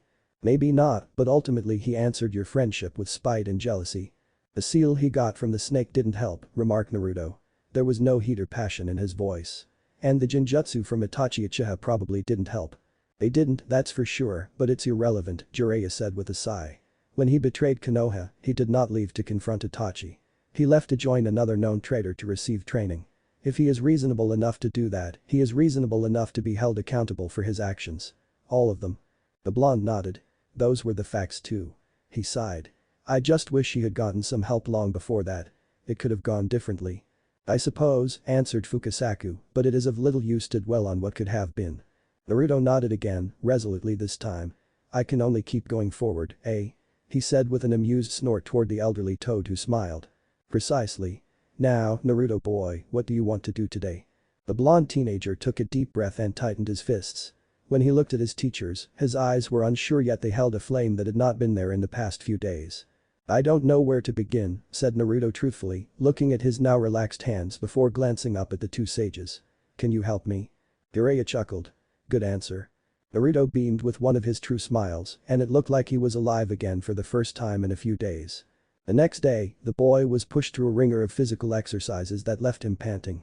He paled when he was told this would become his routine every other day, but when Jiraiya punched a hole in a tree through sheer brute strength and promised him the same, Naruto swallowed his protests and steeled his resolve. He would do his damn best to become strong. He was Naruto Uzumaki, the boy who never gave up. After he took a bath, the boy was told to work on his Rasengan, as the toad sage revealed it was an excellent chakra control exercise while they were on the road. When he asked Jiraiya for their destination, the sage answered with a smile. It's a secret. You're free to ask me anything but this for now. And so Naruto asked both of his teachers everything that passed through his mind, from chakra theory to hunting to the reason the sky was blue, a question that was actually answered by Fukasaku, whose response left Naruto with more questions than he thought possible. The boy asked relentlessly, exploring the vast wealth of experience and knowledge the two sages possessed. The days passed as the group trailed through the forest, Fukasaku going at his own convenience and frequently called back by Jiraiya. A routine settled for the boy. Every other day, he would push his body to its limit by going through a regimen devised by Jiraiya himself before sparring with a bunch of the Toad Sage with the objective to dispel it. Naruto had only gotten himself trashed for now, but he could tell he was learning, his teacher frequently halting the fight to show him tricks and techniques. The least of them were the various ways to throw an efficient punch with one's maximum body weight behind. Naruto had solid muscles already, but once Jiraiya explained to the boy the concept of momentum in a way the blonde could understand, it had been like enlightenment. The blonde's brand of taijutsu was chaotic and already full of motions. The goal was now to make each movement as useful and hurtful as possible. Fukasaku was insistent for Naruto to practice his katas. According to the little old toad, they were a good solution to get him the discipline he sorely needed. Constating quickly that the simple way would not work, the blonde failing to muster any enthusiasm, Fukasaku made him do it while sticking on a tree trunk, while the elderly sage peppered him with little rocks that Naruto was supposed to intercept or escape according to each motion. Those were the days they would not move. While they were on the road, however, they were not idle. Naruto would make 2 clones to whom Fukasaku gave scrolls and books after forbidding Jiraiya from giving them one of his little orange books. They had tested his abilities to efficiently remember information, and apparently, 2 replicas was his limit for now. The clones would then proceed to pester Jiraiya with questions about their reading materials. The blondes had been hesitant at first, considering it was mainly complicated vocabulary that the original did not know, but once Jiraiya ordered them to speak, they complied. Naruto was certain he had seen something dark flash in the Toad Sage's eyes, but it had been too fast. The boy himself would work on his Rasengan, trying his hardest to do it one-handed. The swirling, miniature maelstrom of chakra really was eluding him. He could not wrap his head around how to control the chaotic tides of his chakra within such a tight sphere, all the while keeping the multiple rotations going at a pace sufficient to generate destruction. 2 weeks went by when the duo finally reached the place Jiraiya had in mind. It was a small village hidden in the forest. The first signs Naruto could recognize were the various trails his increased knowledge allowed him to pick up. A few of them looked worn, used, and clean, all signs of humans' passage. Then, the smell of the ambient woods changed and Naruto actually climbed up a tree when he recognized the scent of smoke. From his position, he saw 2 tall chimneys puffing cloud of gray smoke. Eventually, they reached the first houses and the boy realized the village was barely bigger than the Hyuga compound in Konoha. It was in a clearing of a sort, surrounded by walls of wooden spikes more to keep prowlers outside than a real defensive measure. There were still a few tall trees within the walls, 5 very imposing iron oaks, and Naruto could see there was some sort of house-like structures high up in the branches. The cry of a migrating hawk was heard and Naruto's eyes caught the forms of guards roosted in the trees. They had been spotted. "Welcome to the halls of the Fuma clan, Naruto," said Jiraiya with a smile. Fuma clan? One of the very few shinobi clans not part of any shinobi village, thought they swore loyalty to Fire Country and they have a treaty with Konoha. Really? How does that work? The blonde's questioning was stopped when 2 men approached them. They were both tall and their sleeveless attire revealed strong arms marred with scars.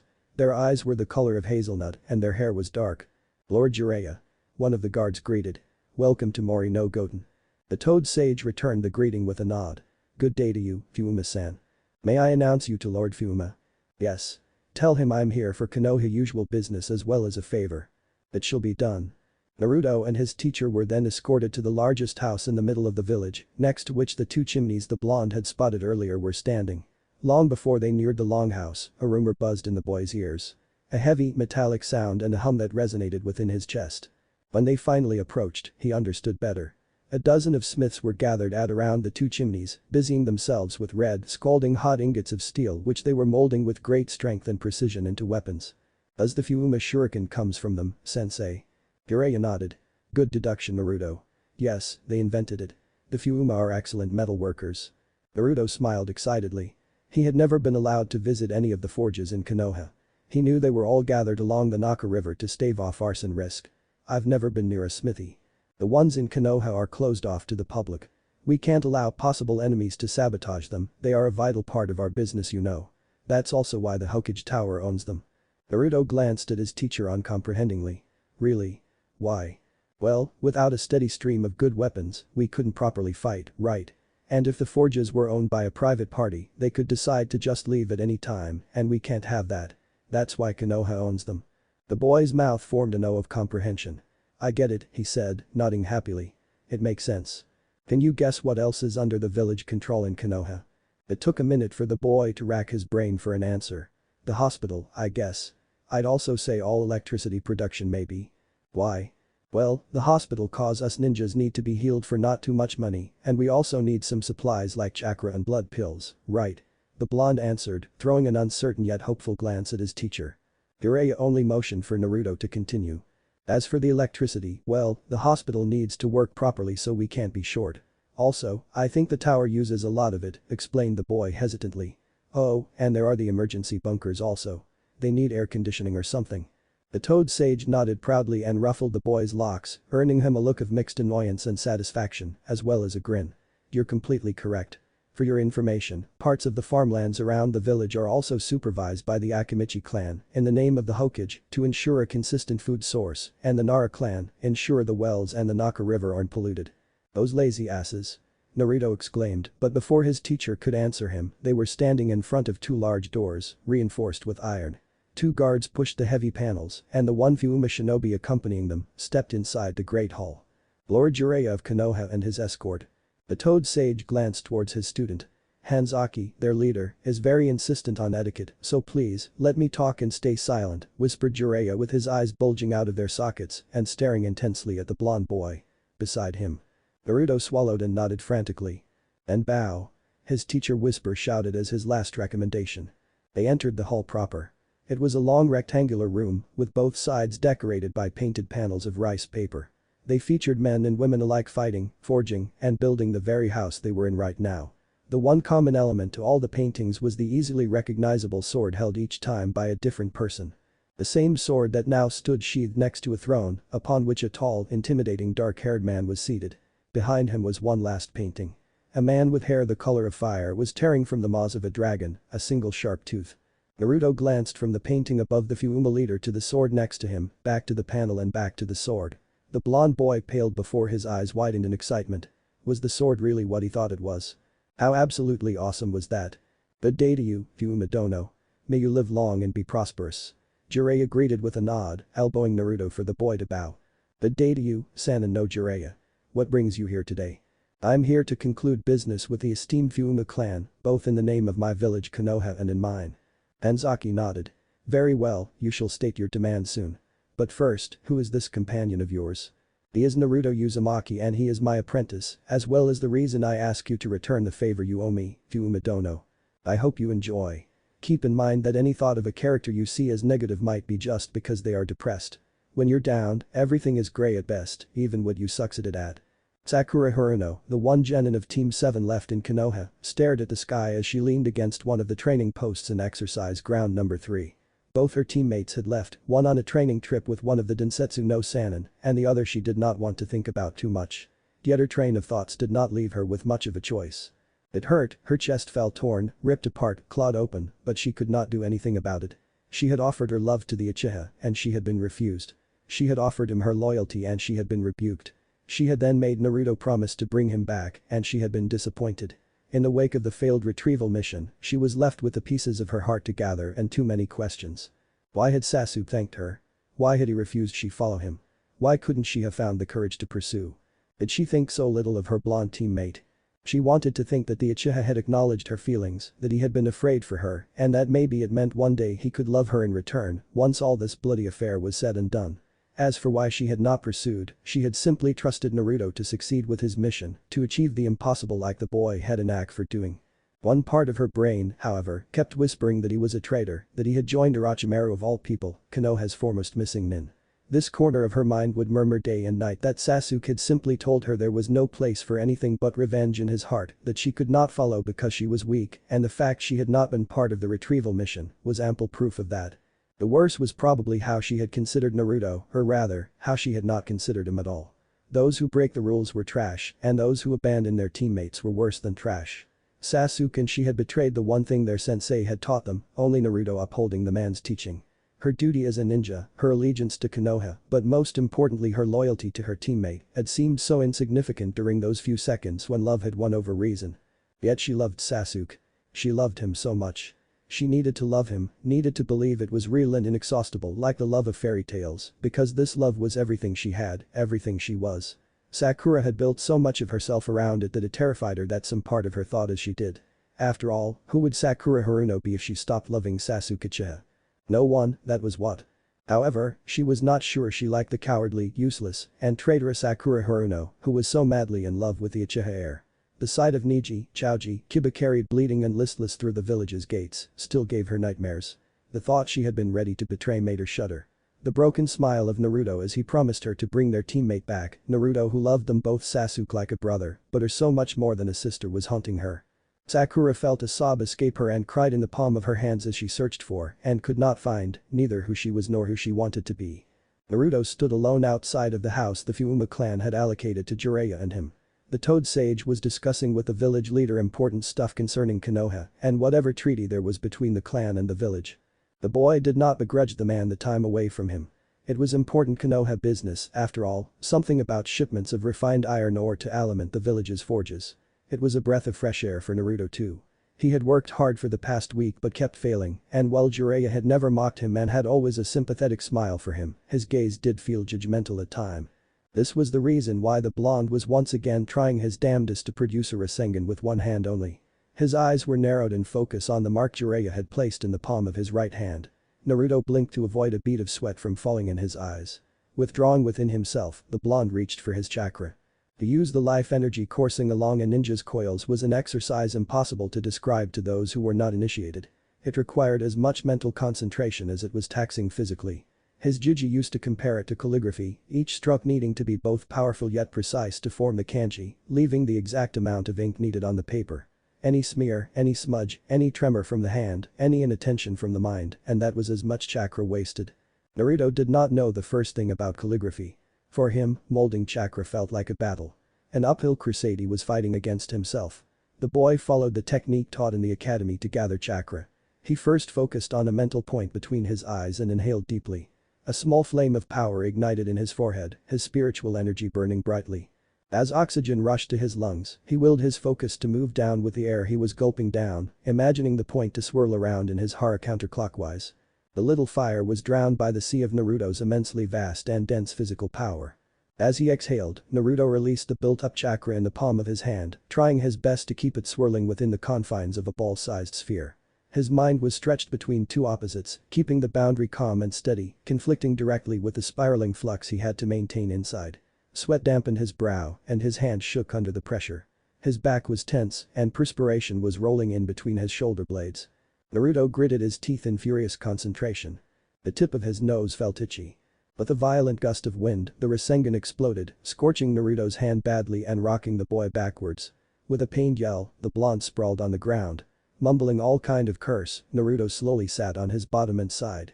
Why was he incapable of doing this stupid jutsu one-handed? Why did he feel like fighting a war against himself each time he was molding chakra? With a cry of frustration, the boy lay back down and allowed his breathing to calm down. His hand was hurting like it had been squashed under a rock and grilled over a fire and bleeding. He did not feel like trying again anyway. He was sore, exhausted, and mad. This jutsu was stupid, his chakra was stupid, and he was stupid. With forces like that working against him, it was no wonder he could not make it. He furrowed his brows and shook his head with a groan. He could not think like that. Hard work was his middle name, or he was not Naruto Uzumaki anymore. Propping himself up, he looked at his maimed hand and grimaced. If Tsunade Bachin could see him right now, she would bonk him on the head for hurting himself like that while training. Steadying his trembling right with his left hand and winced. It was starting to hurt badly. Once again, he focused on the point between his eyes and breathed in, plunging his spiritual force in the ocean of his physical might. He was all brawn and no brain. Stupid him, no wonder the flame was so dim. Chakra erupted violently from his right hand and with a cry, Naruto knocked himself down. Glaring at his lame hand, he gnawed his teeth to suppress a yell. The Yondaine was a genius, and Jiraiya was one of the legendary three ninjas. How was he supposed to get this dumb jutsu down? He was the dead last, there was no way he would manage it. Even his master knew it. The boy had noted how Jiraiya would look at him and see someone else, someone more talented. Naruto closed his injured hand in a tight fist and squeezed hard, blood seeping in between his fingers. The pain made him scream, and he felt a weight momentarily lifted from his chest when he hollered it to the world. "Hello, are you alright?" The unknown voice, young and girly, made Naruto whirl with a yelp, his right hand already grasping a kunai fished from his pouch. He yelped again at the pain that flared in his hand as he gripped the weapon and relaxed reflexively, dropping the knife. In front of him was a girl around his age with chocolate brown eyes wide open, a fleeting gentle smile on her lips, and carrot-colored hair flowing out from under a blue beanie. The boy eyed her warily and sighed. Yeah, I'm alright," answered the boy. The girl eyed his hand, and the smile she had on her lips slipped to a downward curl. "Are you sure?" she asked again, pointing toward the boy's obvious wound with worry clear in her brown orbs. Naruto squeezed his hand hard and pushed it inside his pocket. Who was this girl? Why did she care about him anyway? He was not asking for anyone's pity. The blonde frown snarled even. "I'm fine," he said dismissively. "What's it to you anyway? I have work to do, I can't talk." The girl's worried expression morphed into a sneer. "Well, sorry to show concern, Mr. Super Rude. You can keep your broken hand, see if I care." The Fuma girl spat before stomping away. Naruto was stuck in indecision for a second and decided to stick out his tongue and blow a raspberry to the retreating back of the girl. He was not Mr. Super Rude, she was interrupting his training, to Bayo. His training he was failing so miserably at anyhow. Naruto grimaced and felt his insides twist and turn in a way he found particularly awful.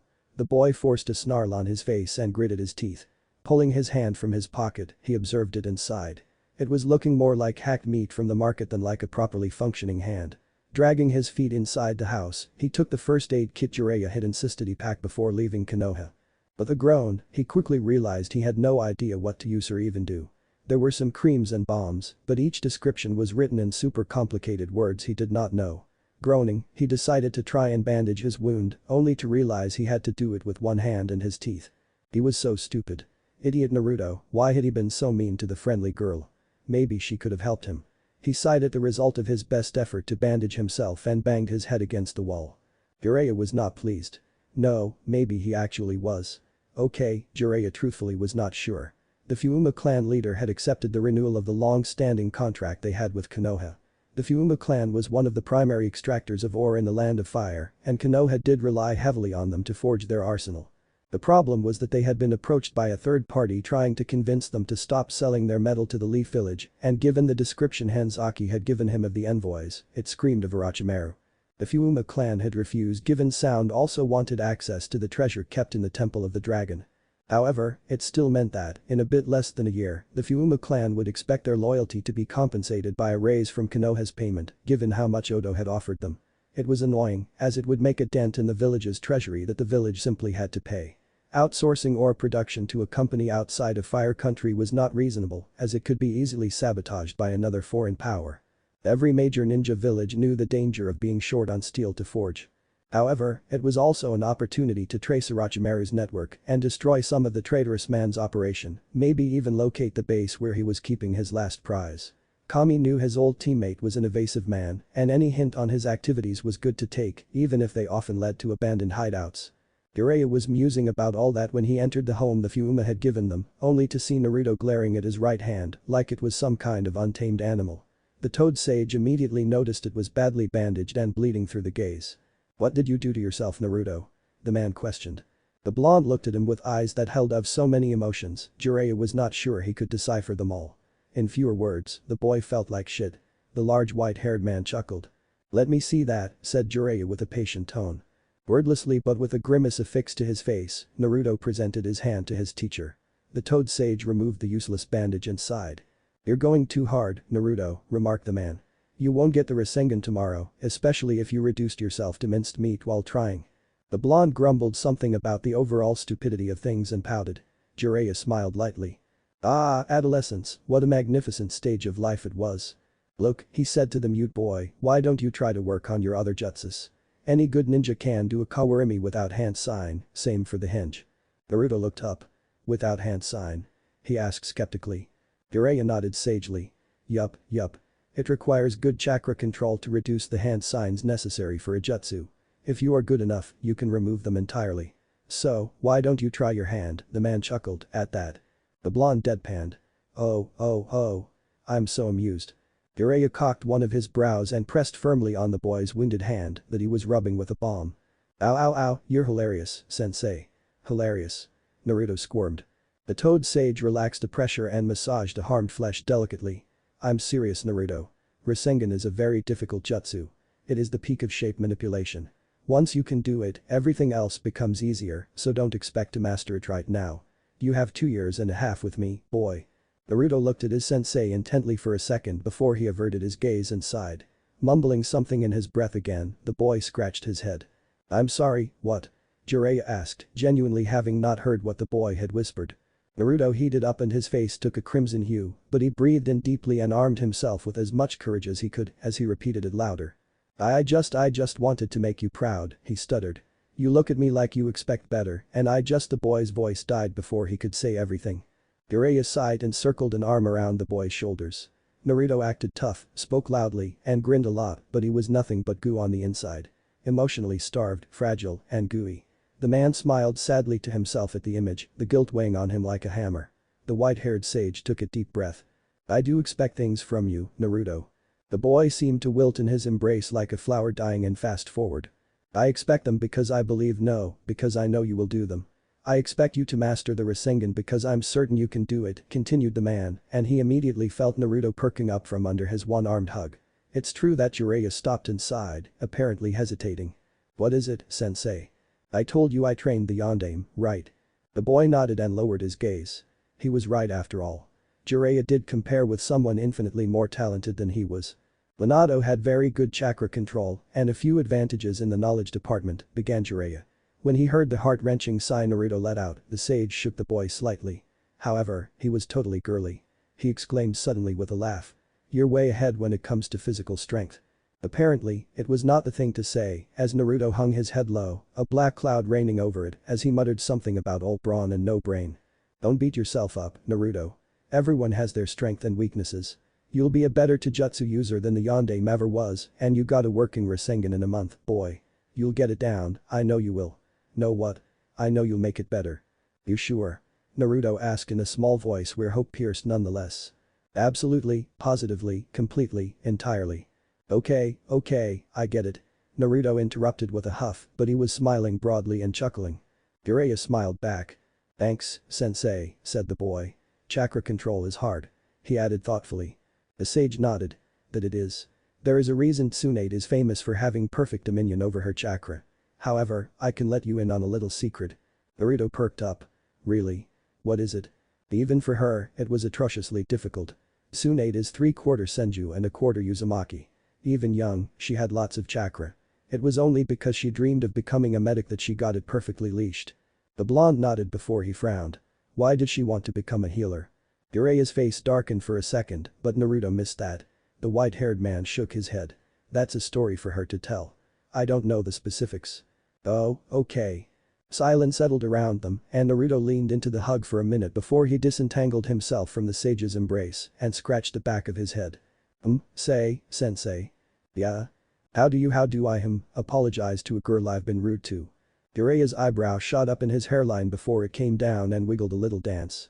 Oh, little Naruto found a girl." The blonde flushed red and flailed around for a second before he got up and screamed. "It's not like that pervy sage. Be serious, please." The man rose his hands in surrender. Okay, what is it?" Naruto breathed in and out to calm himself and remove the blush from his face. "Well, I was practicing and I hurt myself, and there was this girl who was nice, but because I was frustrated I behaved like an ass," guessed Jiraiya. Naruto nodded. "Well, allow Jiraiya-sama, the gentleman hermit, to help you solve your problems with the fairer sex, young disciple," the man said as he took his chin in his right hand and struck an exaggerated thoughtful pose. Naruto rolled his eyes at the antics of the gallant Jiraiya, but waited. "If you want to do it real classy, you can gift her something." The boy hummed. That made sense, but then what? He would have said ramen first, but something was telling it was not such a good choice. Although, maybe the girl liked it, perchance. Maybe she liked eating, so he could offer to pay for lunch. Yes, he could pay for some ramen. Ramen. "Boy, Naruto, focus will you?" The boy startled. "Sorry pervy sage, what did you say?" "I asked what she looked like." Naruto shrugged.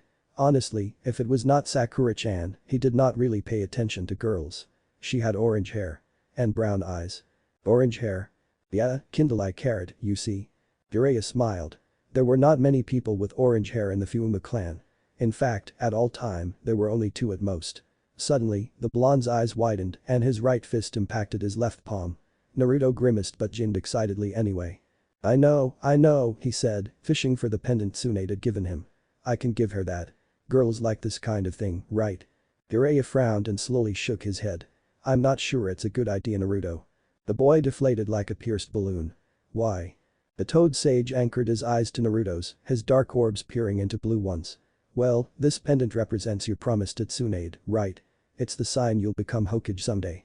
Jiraiya silently swore when Naruto wilted and sat back down, a defeated look on his face. The boy was eyeing the pendant in his head, his eyes heavy with nostalgia, almost longing, but for what, the sage could not guess.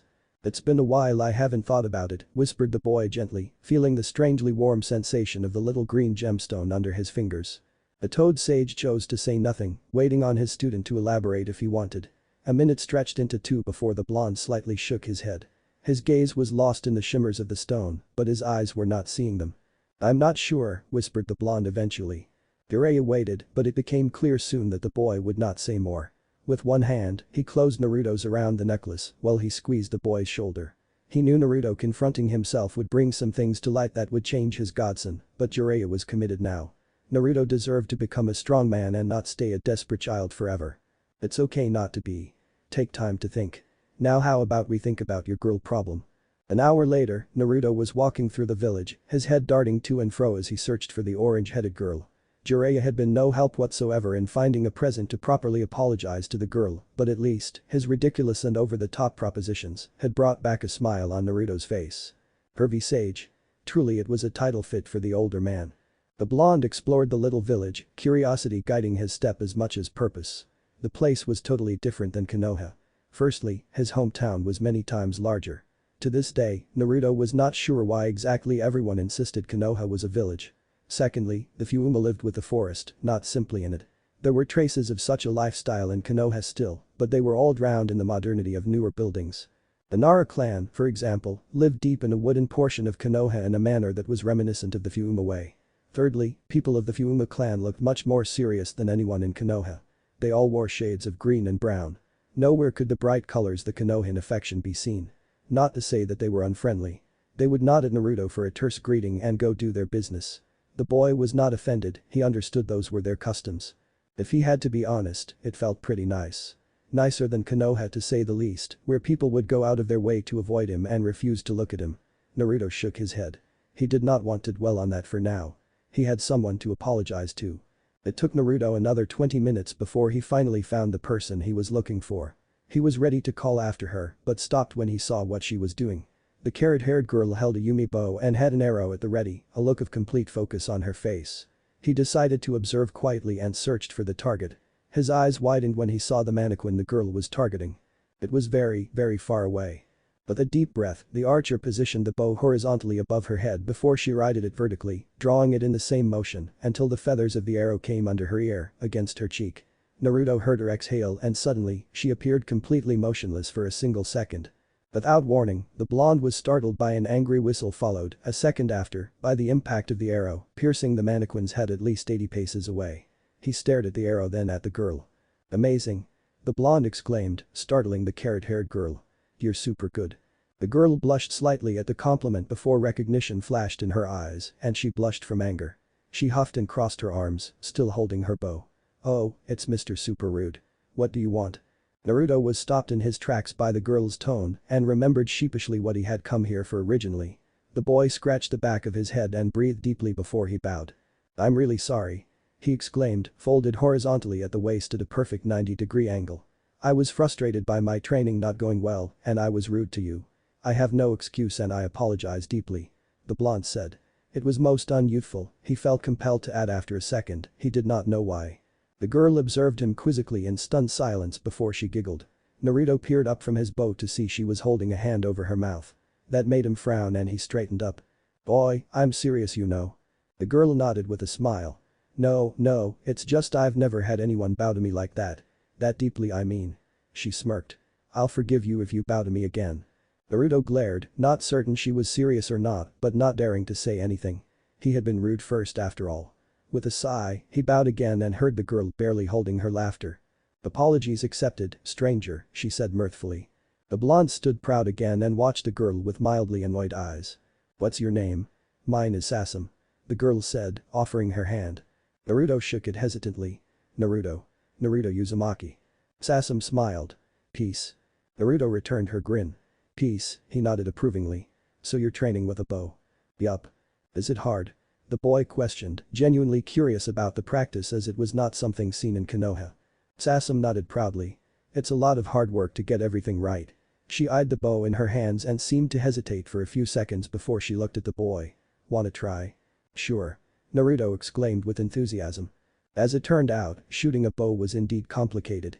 It required a certain kind of leash strength yet a relaxed grip, a precise motion before perfect stillness, an acute eye and good balance as well as patience.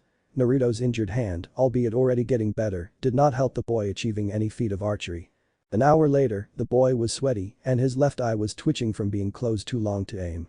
His arms were hurting, the motions necessary to draw a bow not what he was accustomed to. That's hard, commented the boy as he and Sasam were walking toward the mannequin to retrieve the arrows. You're really strong, he added with warmth and admiration. The carrot-haired girl blushed. Well, you didn't do too badly considering it was your first time. Naruto watched her excitedly. Really? You think so? Sasam nodded. Yes. The blonde beamed at her in thanks. Thanks, Sasam-chan. He did not notice the girl choking on her saliva as he skipped ahead of her and began pulling the arrows off the target. The two teens practiced for another half an hour, Naruto making absolutely no progress in his endeavor and ultimately choosing to observe the girl he was with. Sasam's form progressively got worse and worse under the attentive blue eyes that were anchored to her, despite the enthusiastic exclamations of the boy.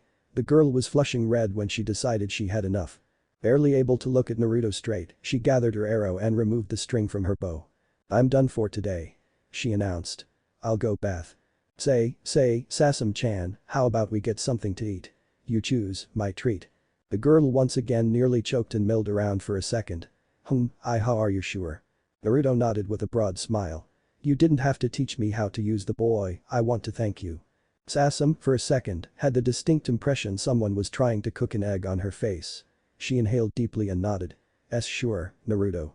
Meet me here in half an hour. Sure. See you later Sasam-chan.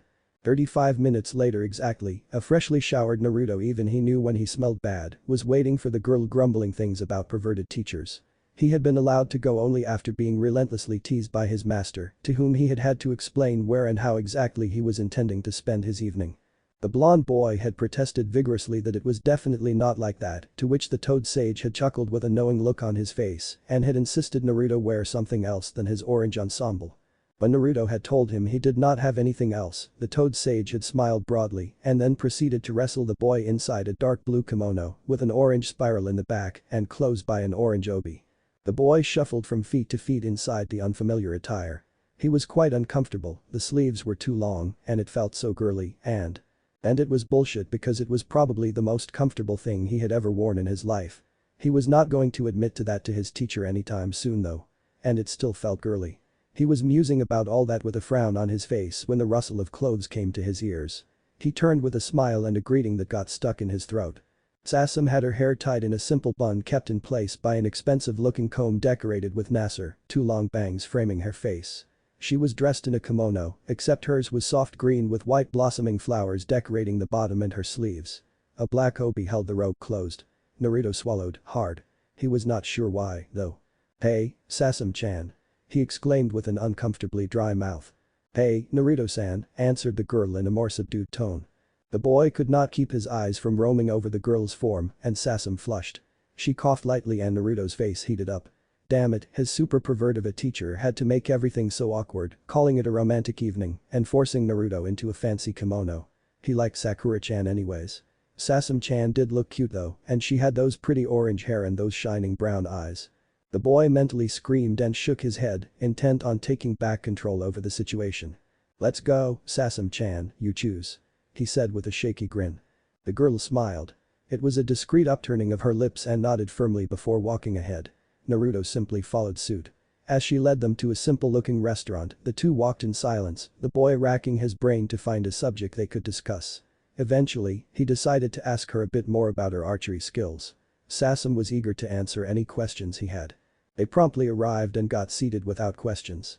Naruto noticed that Sasam seemed to get a lot of respect, the hosts bowing deeper to her than to him. When they got the menu, the boy was silently happy to see he had largely enough in his trusty wallet, Gama-chan, to afford anything here. One order later and the two resumed their discussion, the subject slowly shifting from archery to a whole lot of different topics. Sasam had ninja training, but she had a special role in the Fuma clan. People born with orange hair were born once in a generation in the village, and they were marked with special chakra. As such, they were trained in the clan's secret ways. The girl apologized but refused to say more, which Naruto understood, and were tasked with serving the temple of the dragon within the Fuma territory. You really have a dragon? Naruto exclaimed excitedly, remembering the impressive paintings inside the Great Hall. Sasam giggled.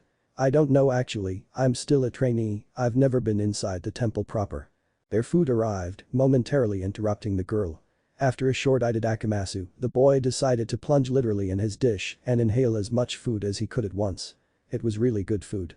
Sasam frowned ever so slightly but resumed her tale. According to our legends, the first of our clan tore the tooth of Kitatsu-sama out of his mouth to forge the great cleaver following his instruction, and since then, it is our tradition to forge all kind of weapons. Naruto looked ready to explode, his mouth stuffed with brown rice. That's so cool, Tebeo. He shouted, positively vibrating. What does that got to do with your hair though? The girl smiled her small smile. Well, we call it the mark of fire, Sasam explained proudly, apparently happy to have a virgin ear to regal with her clan stories. Those who have it can enter the temple and serve Kitatsu-sama. Naruto was awestruck before a thought suddenly occurred to him that made him flush red to the root of his hair. He swallowed what he had in his mouth with a loud gulp. So are you actually, like a princess? The boy asked, suddenly self-conscious of his relatively poor table manners. Sasam lost her smile and looked down before a huge sigh escaped her lips. She stayed silent for a few seconds that seemed to stretch to infinity. Yeah, I suppose I'm kinda, she said sadly. Sasam-chan. The girl looked up at the worried boy. You're not gonna be my friend now that you know, right, she remarked in a despondent voice. Wha? Naruto asked, truly not understanding the sudden mood shift. Sasam shook her head. Everyone here, they treat me, they respect me, but they don't. The girl teared up. The other girls my age, they don't really want to be friends with me, they say they can't, so I thought. I'm your friend, Sasam-chan, believe it. Naruto exclaimed in a whisper shout that was much more shout than a whisper if the turning heads were any indications. Really? Really, really? I won't even bow to you anymore, 'twas a one-time deal. Naruto said, nodding an arm crossed in front of him. And I'll hang out with you for as long as I'm here. I know. You can teach me archery. The girl could only give a teary, albeit thankful, smile to the blonde boy. I'm sorry for my table manner, though, remarked Naruto, scratching the back of his head. They suck bad. Sasam giggled and proceeded to show the boy how to maintain etiquette in the presence of nobility. He was informed that suck was not a word to use in good company either. The rest of the evening disappeared somewhere before the two teens could realize it, and soon, Naruto was escorting Sasam home, something his pervert of a teacher had insisted he did. The boy thought it was kind of weird, given Sasam had ninja training, could probably kick ass, and they were in the middle of her village, but he was not good with all the subtleties of a date. The boy nearly choked on his saliva and flushed at the thought that it had really been like a date after Jiraiya had explained the commonly understood meaning of the word. Naruto had never known before tonight that what he called a date was not what the rest of the world called a date. For the blonde, it simply meant a friendly excursion between a boy and a girl. He still felt sheepish at the fact he had not known that it was used to describe a romantic outing. No wonder Sakura-chan had kept hitting him for asking over and over if she wanted to go with him on one. He had only wanted to become friend with her during their time at the academy, he had never meant to pester her like that. Then he had made it some sort of challenge, part of his stupid rivalry with Sasuke to get her to accompany him, another part of his desperate fight for attention.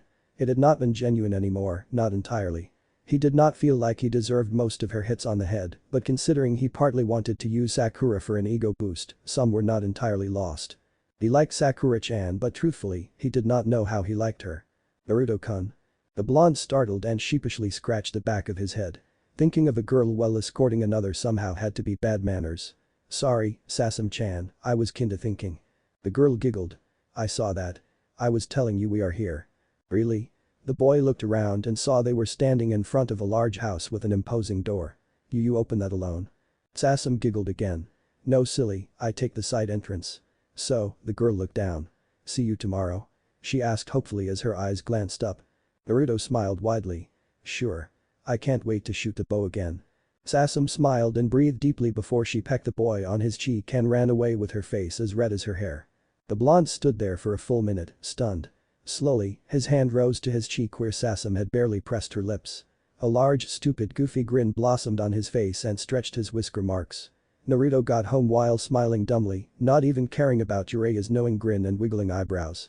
His teacher was a super pervert, but he was of good counsel. The blonde flopped on his bed and fell asleep with a happy sigh. The next day, the Toad Sage informed his student that they would stay in the Fiuma village for a while and that he had his benediction to hang out with whoever he wanted and encouraged the boy to learn archery. He simply warned the blonde that new skills were only good to develop if the intent was to become a master. In other words, if Naruto was only going to flirt with the girl, they might as well depart now. It was either all or nothing. The boy sputtered and protested until he was short of breath and ran away, calling his sensei a pervert and swearing he would become awesome with a bow. Dadabao. Jiraiya chuckled as he saw Naruto depart and turned his thoughts back to the deal Hanzaki and he had passed yesterday. The Toad Sage was hoping for Naruto to learn archery. The Fumas were not only smith masters after all, and their sharpshooters were extremely skilled. Learning Kaiujutsu would be a good way to get the boy's mind off the drab routine they had already fallen into and maybe remove a few blocks on their path by teaching his students several things.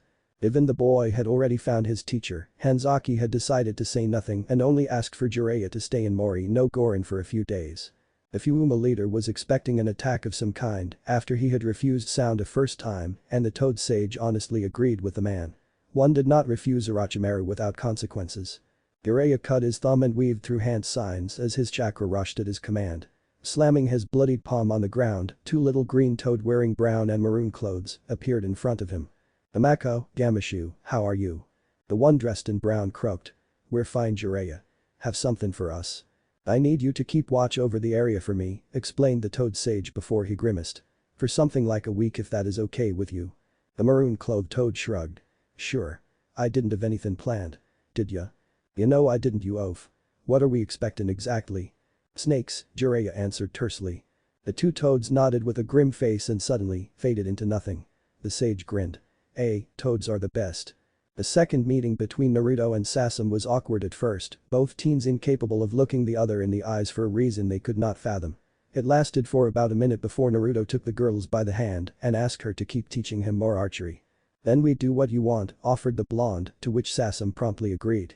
Now that his injured right hand was healed properly, the boy made slow but steady progress under the guidance of Sasam. The morning was spent shooting and ended with half an hour of meditation, which Naruto weathered as patiently as he could.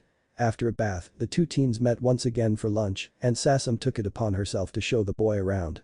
They kept at it until the girl excused herself, telling Naruto she had lessons to receive, but not before setting a time for a meeting later in the day.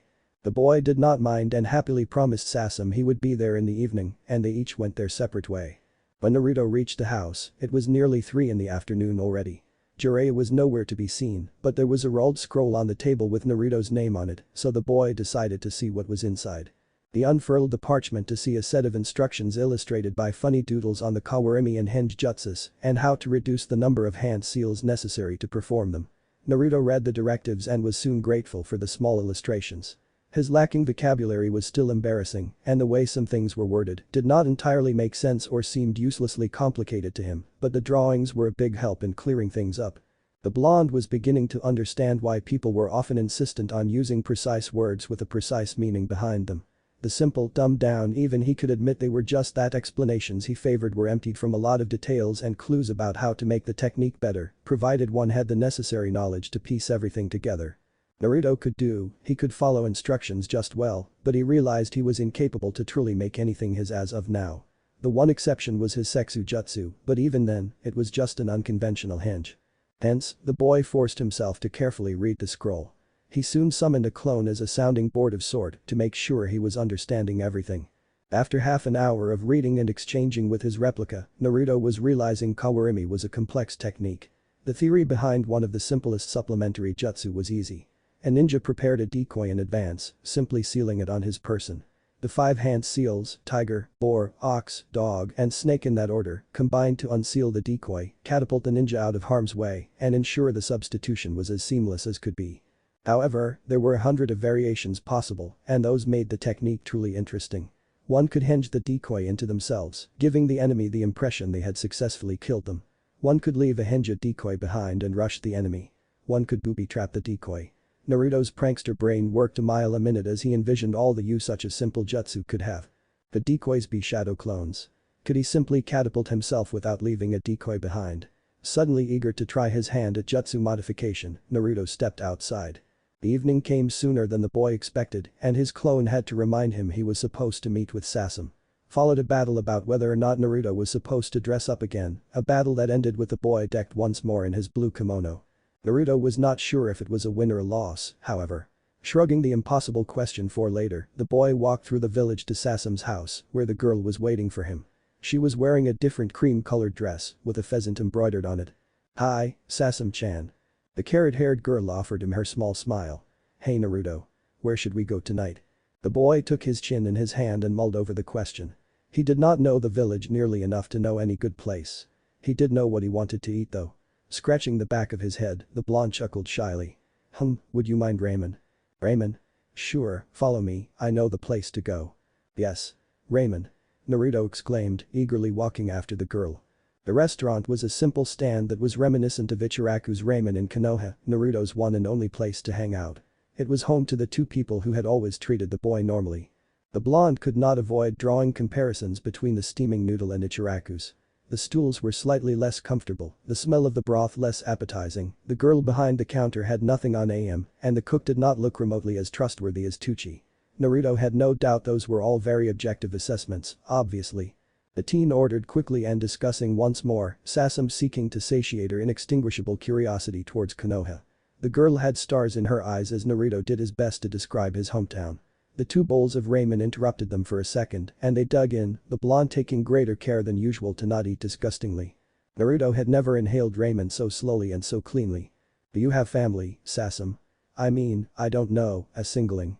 the boy asked at one point. The girl's bright mood fell, and Naruto fidgeted in his seat for a second before he took her head into his and smiled at her. "Sorry, didn't mean."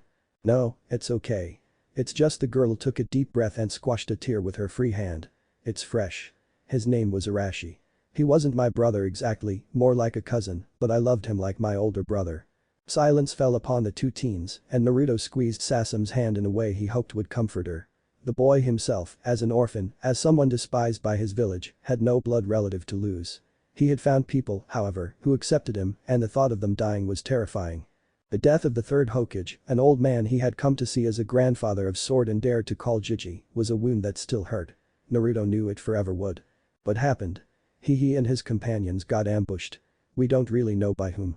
They did not come back, so we waited, and Sasam's breath shuddered. We sent another scouting party and they found traces of a battle and their clan insignias. No one of us would abandon that, ever, except if they were dead. Naruto nodded and gave her hand another squeeze. "I'm sorry." The girl blinked a few times to stifle her tears and shook her head. "It's okay," she protested in a broken pitch, her throat tight and her voice hoarse. "It's not why your fault." "Oh man, Sasam-chan, don't cry please," pleaded the boy as he flailed uselessly for a few seconds, not knowing what to do before he engulfed the girl in a hug. If it worked on him, it would work on Sasam. The girl cried harder, and Naruto mentally kicked himself in the butt before he hugged her tighter. Getting up from his stool, the boy decided it was better if he did the escorting earlier tonight. As gently as he knew how to be, Naruto guided Sasam back to her home. When they reached the grand house, the girl was silently sniffling in his chest, but he was relieved that she had stopped crying outright. "You're home, Sasam," said the blonde gently. The girl mumbled something and snuggled tighter against him, and he felt himself flush red as an unknown pleasant warmth spread in his body. He hugged her tighter in response. They stood like that for a minute before the girl disentangled herself. Her cheeks were blushing a nice crimson and she was looking down, unable to meet Naruto's eyes. "Thanks," she whispered. The boy chuckled and scratched the back of his head. "Haha, I did nothing but you're welcome." Silence fell once again upon the couple before Naruto broke it. "So see you tomorrow." Sasam nodded, still refusing to meet his gaze. "Why yeah." Naruto beamed. "Cool. Good night then, Sasam-chan." The girl took a deep breath and before the boy could react, she once again kissed him. On his lips this time. She fled, leaving a frozen Naruto behind. It was nice. That was all the boy could think about. He could go for seconds, actually. It might be better than ramen. Impossible. One minuscule part of his brain screamed. "Shut up, you stupid idiot." The rest retorted. Yeah, it was definitely nice, much better than ramen even. The sensation was already disappearing, leaving only an unforgettable imprint in the boy's memory. Hot yet cool, soft, and impossibly sweet. Naruto did not even know how he had reached his bed, but the fact was that he did. Not bothering to remove the kimono, he distractedly loosened the obi and plopped face first on his bed to try and hide the giant grin he was sporting. He was woken by a powerful shake and Jiraiya's voice ringing in his ears. Naruto grumbled and fought to open his eyes. He was getting better but would never be a morning person. I need you awake, boy, quick. The toad sage an undercurrent of urgency that immediately helped Naruto start his brain. Wah? What is it? Your girl is missing, explained the white-haired man. Sasam? What happened? She's been abducted, Jiraiya said grimly. Naruto felt his eyes widen for a second before he narrowed them forcefully and gritted his teeth in a snarl. What? Who? The toad sage's glance was more meaningful than 100 words. I'm considering that a shadow clone holds the exact duplicate of the original's equipment and that the duplicated equipment is working as intended. I'm also considering Naruto was a feared prankster during his youth, which is more or less canon, except we don't really know how elaborate his pranks were, at least I don't remember. I'll go for hinting at some sort of talent. Naruto was up and ready faster than one could say noodle, weapons at the ready as he listened to his master whose features were set in a rare mask of professionalism. Less than 10 minutes ago, a team of hostile ninjas infiltrated the village and caused chaos by detonating several explosive tags. Their goal was Sasam, but given her importance to the Fuuma clan, she is defended at all time, so everyone was alerted. Hanzaki formally requested our help to track her and the attackers. Naruto frowned. Well, what are we waiting for then, let's go. He shouted impatiently before wheeling toward the door and lunging. The boy felt a hand grab his collar and stop him in his track. He faced his teacher, anger darkening his features, but the toad sage silenced the boy with a sharply raised hand and a hard glare. And where would you go, huh? What direction? It's still dark outside and you're not an accomplished tracker yet. Take a breath, Naruto, and use your head.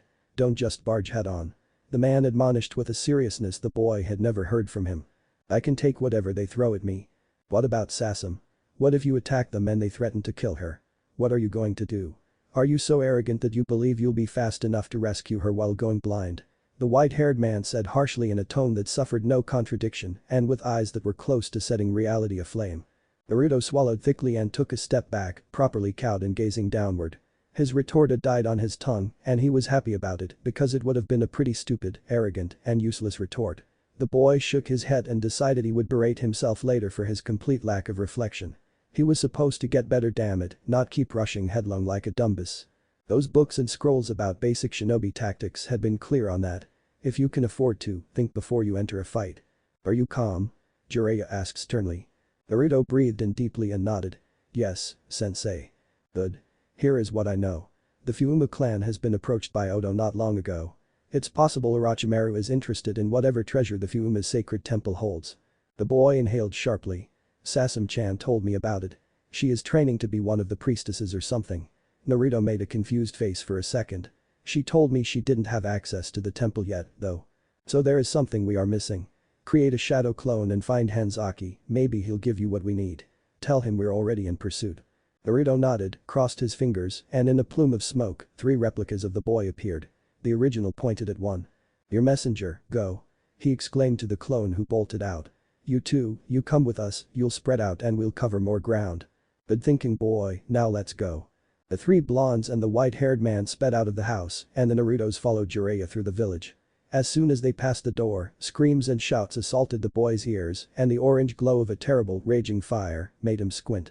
The villagers were doing her best to drown the flames, but apparently, it had been lit by some sort of specific substance that kept it burning bright and hot. Shouldn't we help them? Naruto cried to his teacher. They'll get it under control. Our mission is Sasam. But. No, but, Naruto. No one is hurt, but if the attackers achieve their goals, there will be. You're a ninja, the mission is what needs your focus. The boy breathed in sharply and grimaced but nodded nonetheless. He briefly looked up. The sky was barely clearing from the darkness of night to the very first glows of dawn. You know where the temple is, sensei? The 4 ninjas jumped high over the wall circling the village, the 3 identical boys following the older man, who nodded at the question. I've never been allowed inside, but yes, it's been shown to me. The impromptu squad were already jumping through the trees when 2 small shadows fell on Jiraiya's shoulders. Naruto squinted and saw 2 little toads clothed in colors that actually made sense to wear in a forest if one wanted to blend in. Gamako, Gamashu, what happened? Sorry, Jiraiya-kun, I was exactly at the opposite of where they launched their attack, answered Gamako. Gamashu looked more sheepish. I think one knows the Migakure no Jutsu, Jiraiya. I thought I felt something pass me by at some point, but once I couldn't detect anything, I chalked it up to my imagination. Sorry. The white-haired man frowned. I told you we were expecting snakes. You're better than that Gamashu. The toad nodded. I apologize. I got their numbers and rough Chakra's signature, though. Jiraiya sighed. Better than nothing. So what is it? You can expect 8 solid Chuninins I'd say, and 1 dangerous Jonin. They're dragging someone as luggage. Scrubs, muttered the sage. You have a general direction. The one you're on right now, answered the little Batrachian. Alright Naruto, time to show how much endurance you have, announced Jiraiya before he slowly sped up, the blondes behind him adjusting their speed as well. The 4 men, 2-toed squad progressed at a pace that would have made a Chunin go green before Jiraiya suddenly grabbed the real Naruto by his shoulder and swerved left after ordering the 2 replicas to continue running. What's happening sensei, why are we going this way? We'll lose them. Pause, it's about time. Time for W.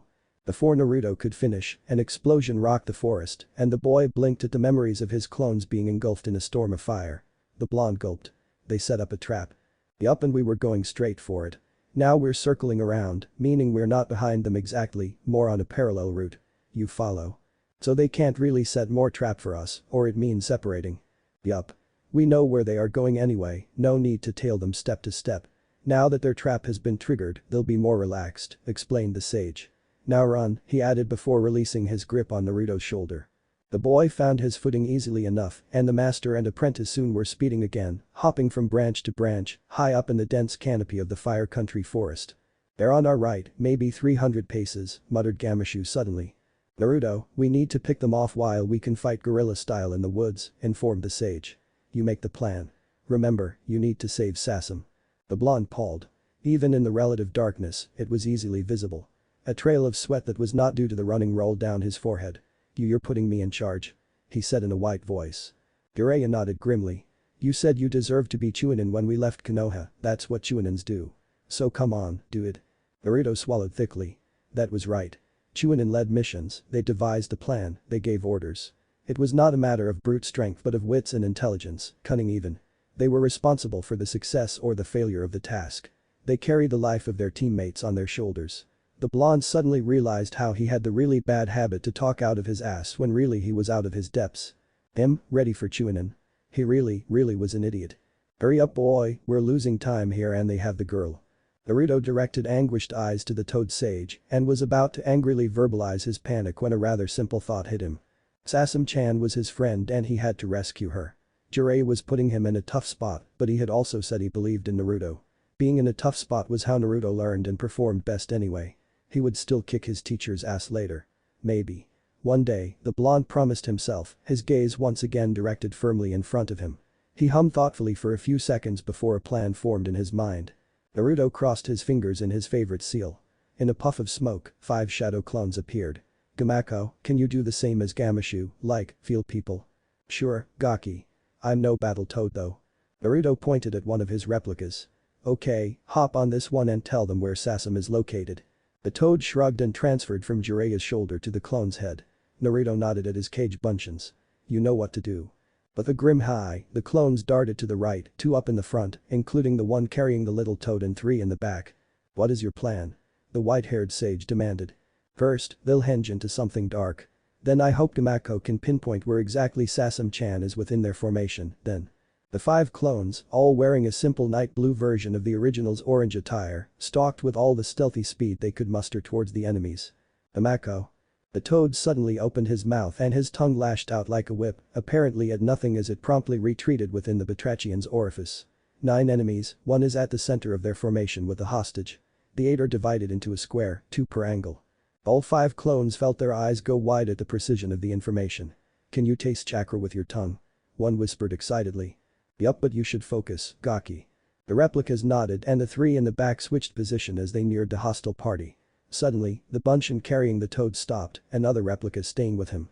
At the same instant, 1 clone in the attacking team of 3 climbed high while another dived low, all 3 still going towards the enemies. The 1 clone highest in the 3 almost reached the top before he realized something the original had not considered. I need light. The clone thought for a second. It was still too dark to reasonably expect to see the enemies before being right in front of their nose. The replica shrugged and quickly dropped several kunai downward, each with an explosive tag primed. The paper bombs detonated below the canopy, bathing it in yellow light and fire equally. Wood creaked and birds of all kind took flight in panic while some dropped down to the floor, nothing but charred corpses. The sudden luminosity revealed movement and the clone adjusted his position before he dive-bombed, holding on to a branch that had been torn from a tree. Down low, the clone climbed high as soon as the tags went off and revealed enemy position. Pulling a spool of ninja wire, he zigzagged in between the trees while pulling the wire taut in between the rings of numerous kunai, turning the web into a giant barbed maw by stringing shuriken along the wires. With the regularity of a spider, he went backwards and up, weaving a deadly net. Up there. One enemy ninja screamed. The troop looked up and saw one shadowy thing barreling towards them at high velocity while dragging a branch behind them. Two kunai whistled and embedded themselves in the branch as the thing disappeared in a gust of smoke. The piece of wood was dissected by the impact and revealed several explosive tags which fluttered down. "Hatsu," whispered the clone, who had simply substituted. Fire rained upon the enemy ninjas, but one had already used a weird jutsu, probably a suiton if Naruto had to guess, given how the strange man was holding a water-like shield around his comrades. The one clone who had not changed his height level sent augmented kunai towards the Odo Shinobis. Unfortunately, the whistling sound of the blades cutting through the air alerted them, and they scattered. Two did not choose the right direction, however, as they skewered themselves on the barbed web of ninja wires. One of the wounded, trapped ninjas moved abruptly and activated the second part of the web.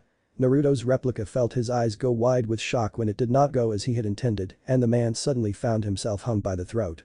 With a loud snap that sounded like thunder to the blonde boy, the ninja's neck broke from the shock of the free fall.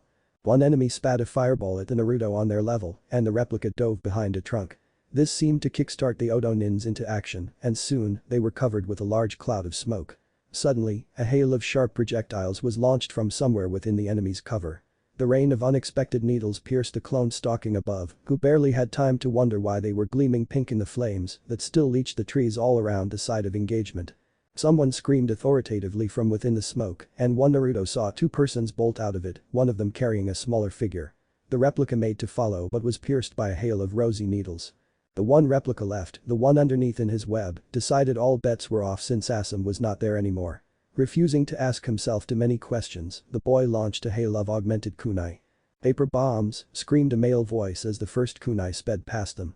6 shinobi jumped out in various directions out of the dissipating curtain of smoke. Nothing exploded and they momentarily faltered in surprise, just as a second wave of kunai sped toward them.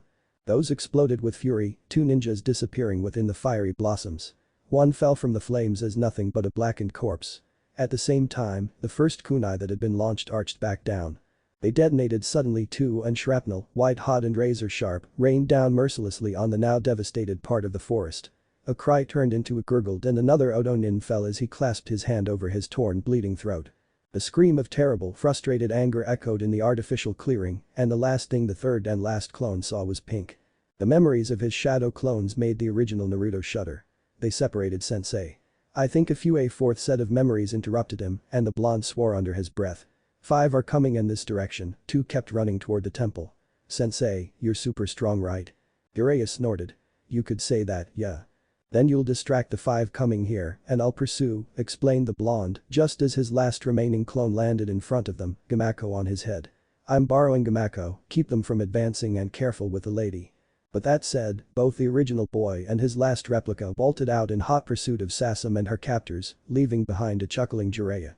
Well, damn, maybe he is not that far from Chunin after all. Although it's a bit reckless to leave a single ally behind. Everyone is not me. The white-haired man mumbled with a pensive nod. The sage suddenly flashed out of the way of a hail of shuriken and a shunshin and immediately concealed himself. The toad on his shoulder unfurled its tongue and pointed a direction, but Jiraiya had already seen them. They were a strange bunch, wearing the Atagakure headband. The apparent leader was a blue-haired woman of beauty in Jiraiya's opinion who was snarling in anger. Find them, they were here a second ago. She whispered. It might be a stealth technique, boss, pointed one henchman in a trembling voice. No shit, think I didn't see that shunshin. Whoever that was, he is around here. Jiraiya thought for a second. He was a very powerful warrior, but his years of experience had taught him one thing. Never underestimate your opponent. They could very well be in possession of an ace that could abruptly turn the tables and at worst, kill him. Naruto had told him to be careful of the lady, and given how focused the boy was, Jiraiya was not sure it was a peek at his pervertedness. Maybe the woman was dangerous. If she was dangerous, she was possibly in on some of Orochimaru's plans. Knowing more about the snake meant a possible dismantling of some of his operations and potential information on his past activities, some of which were especially relevant to Naruto. He focused his attention on the woman's followers. It took a few seconds but in the end, his verdict held. They were scrubs and as such, they knew nothing. Well, then, thought the sage, time to have some alone time with a pretty girl. Flashing through hand signs, Jiraiya spat a monstrous fireball. The influx of chakra dropped his concealment jutsu, but he did not mind. He created a shadow clone that appeared behind him and used a kawarimi to catapult himself down to the ground, leaving his replica in the exact position he had been assuming an instant before. The clone allowed the fire to let off and was immediately peppered with strange pink senbon. The Jiraiya sped through hand signs and wrapped himself in his own hair before launching iron-like needles out of them. Another toad sage ruthlessly sent a kunai towards the Suiton user who had shielded his comrades from the fire. The knife sailed through the air too fast and the man died, the blade embedded itself in the base of his skull. Two grunts whirled around at the side along with the lady who sped through hand signs and launched a rosy lance made of some crystal at him. Jiraiya sidestepped the jutsu and immediately slammed it with a Rasengan. He was momentarily stunned when the shard of crystal did not show any damage, but quickly narrowed his focus back on the fight. If the woman could use her crystal to defend herself, it would prove annoying. It was a good thing he had a plan, he supposed. Yet another Jiraiya appeared and mercilessly outsped a Chunin, breaking the man in half and dropping him from the branch he had been standing from. In perfect synchronization, all Jiraiyas activated their ninpo. Harijizu. Needles made of hair yet as piercing as the best arrows rained down the ninja from virtually all sides, leaving one way out only. The two Odo nins left jumped downward, but the woman simply encased herself in crystal. One Jiraiya smiled and flung an augmented kunai at the branch she was standing on. The wood exploded and the crystal armor dragged its user down. She landed in another explosion, carving the earth out from her impact with it. She was slightly dazed and did not recognize the danger quickly enough. Jiraiya was smiling at her with a satisfied grin and his hand clasped. Just in time. Jigoku no Kusari, Fuin. The ceiling array drawn on the ground revealed itself at the sage's words, and 4 pillars erupted from the earth. Chains snaked from each stake and slithered around the woman's arms, waist, and neck. The woman's eyes widened and she struggled against her binds, but each movement caused the chains to restrain her further and tighter. Jiraiya waited for the woman to struggle and scream a bit more before he revealed himself. Silence, girl. Do you know who I am? The woman's eyes widened further, in fear this time, before they hardened into pure contempt. Jiraiya, she spat. The toad sage nodded. Let's have a conversation. You'll tell me lots of thing about your master, will you? The woman glared defiantly. I'll never say a word to you. Jiraiya hummed. Ah, that won't do, it might force me to do perverted things to you after all, he said in a joking tone. Do you think rape would break me? The woman snorted. I'd be a poor kunoichi if that were the case. The toad sage sighed. Torture was not a favorite pastime of his, but he had learned a lot of things over the years and done even more. The man shook his head as if he was sorry about something. You know, you've already been captured. Even if you don't speak, Orochimaru will never take you back because, in his eyes, it'll prove one thing, explained the sage before he squatted in front of the woman and inched closer and closer until his mouth was near her right ear. You were too weak, he whispered sweetly, and your master abhors weakness, doesn't he? Naruto was speeding through the trees at his full speed, Gamako on his head, regularly whipping his tongue out to confirm they were still following their target. The boy was following the advice of his master and was not actually behind the 2 ninjas, but rather, on a parallel trajectory. They have stopped, boy, informed the toad. The blonde grunted and swerved right before crossing his fingers in a single hand sign. 3 clones poofed into existence. Say free Khan, barked the original to his replicas, who nodded and sped up ahead while Naruto slowed down to regulate his breathing. It would not do to engage anyone up close and personal if he was short on breath. The first set of memories came to him as he progressed carefully. There was a large building ahead of him, the temple he guessed.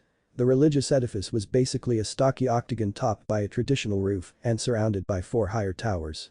The immediate area around it was basically a clearing, removing any decent opportunity to set up an ambush. There was one main entrance and a girl was posted in front of it, apparently ready to fight. In each tower was a ninja surveilling as well as they could the forest around. Naruto looked up. He had not realized it, but morning was here. He swore. He would not be able to go past the guards unnoticed. He grinned fiercely. He would fight them and get to Sasam. Except he had no clue if he could defeat all 5 sentries, and if he did not know if he would be quick enough to get to Sasam before they could do to her whatever it was they were planning to do. Adding himself, he quickly took inventory of what he had on his person. Once he was satisfied, his mind raced, replaying the visions his clone had transmitted. Another 2 sets of memories assaulted him suddenly, and the boy lost the train of his thought before he smiled mischievously. There was one massive flaw with the way the temple was defended. The towers were lower than the trees around the clearing. They were separated by a good distance of course, but distance could be covered easily. A plan hatched and Naruto methodically reviewed it. It reminded him of his best prankster days. His smile faltered a bit at the thought. The harmless pranks had turned deadly since then. Creating another group of 3 shadow clones, the original bolted upward along the trunk of the tree he was in until he reached the top, followed by 2 replicas. The one left darted toward the temple. Naruto and his 2 clones hopped from tree to tree, all hinged in a sky blue version of the boy's clothes. The sun was rising and bathing everything in warm, yellow light. The cover of obscurity was definitely gone. They jumped until the border of the clearing and went prone. Naruto narrowed his eyes. The nearest tower was definitely too far away for a Kawarimi, and he did not know the Shunshin yet. His hand gripped his pool of ninja wire. It was time for a fortune zipline. The 2 clones took out their length of wire too, and one transformed into a larger, heavier 3-pronged kunai Naruto had seen once in the Hokage office when his Jiji still had the hat. Naruto caught the knife and wrapped the wires around the ring at the handle. The second then transformed into a Dai Shuriken which the original buried deep in the trunk of the tree. Finally, he took one last kunai and made all 3 wires pass through the ring before he tied the ends of the ninja wires to the Dai Shuriken. Naruto waited for another minute, a necessary time to allow his 3rd clone to kickstart the distraction, and whistled. Kunai flew at the lone girl in front of the entrance and exploded, attracting the attention of the shinobi roosted in the tower. Naruto took the transformed kunai and threw it with all his might toward the nearest tower, where the guard was momentarily distracted. The flight of the knife seemed impossibly slow to the blonde boy, and his heart was beating madly in his chest at the thought that his throw was too short or even off target. The hinged clone reached the top of the tower, on the rook right above the ninja, and turned back to his normal shape. Hurriedly, he tightened the wires around a little ornament decorating the gable, making sure they were taut. Finally, he pulled several kunai, folded explosive papers around their handles, and threw them at another tower. As the detonations rocked the temple, the clone dropped from the room to the tower itself and lost no time ramming his last knife inside the guard's skull. With a loud breath, he checked the sentry was done for and dispelled himself, giving the original the go-ahead. Naruto grimaced at the memory but pushed it far in the back of his mind and grabbed the kunai through which all 3 cables went. The boy took a deep breath and jumped. The ride was quick, exhilarating, and terrifying. The boy sped awfully fast toward the tower and had to bite on his lips to not scream from fright. His heart stopped when one wire snapped under the stress. Naruto crashed on the tower terrace, letting go of the kunai before becoming a blood puddle against the roof. His shoulder flared in horrible pain and he stifled a shout. Slowly righting himself up, he heard explosions were still happening, meaning his last clone was still creating a diversion. Tentatively, he tried moving his right arm but grimaced when pain flared. It was broken. Frowning at the handicap, he shook his head resolutely and bit into a kunai before he forcefully set his broken in position to form 4 shadow clones. The blonde grunted and his vision swam from the pain, but he was now surrounded by the replicas. One sighed and turned the corpse over to take a good look at the man before he hinged into him. Naruto and the 3 clones left took the stairs. He was inside now. Why was he a ninja? Not for the first time, Shikamaru Nara was asking himself this question. However, it was only recently that he actually expected his mind to supply him an acceptable answer. That he ever wanted to be a ninja. The shinobi life was his family business and he had not protested when his parents had entered him in the academy. Back then, bar looking up at the sky, nothing had felt interesting to him. In the young Nara's mind, the clouds led a perfect if ephemeral existence and he wanted the same for himself. Then had come the time nearing graduation and his father had turned troublesome, introducing Shikamaru to a game the boy actually found fun. He did not recognize immediately what his old man had done for what it was then, enjoying moving the pieces on the checkerboard too much.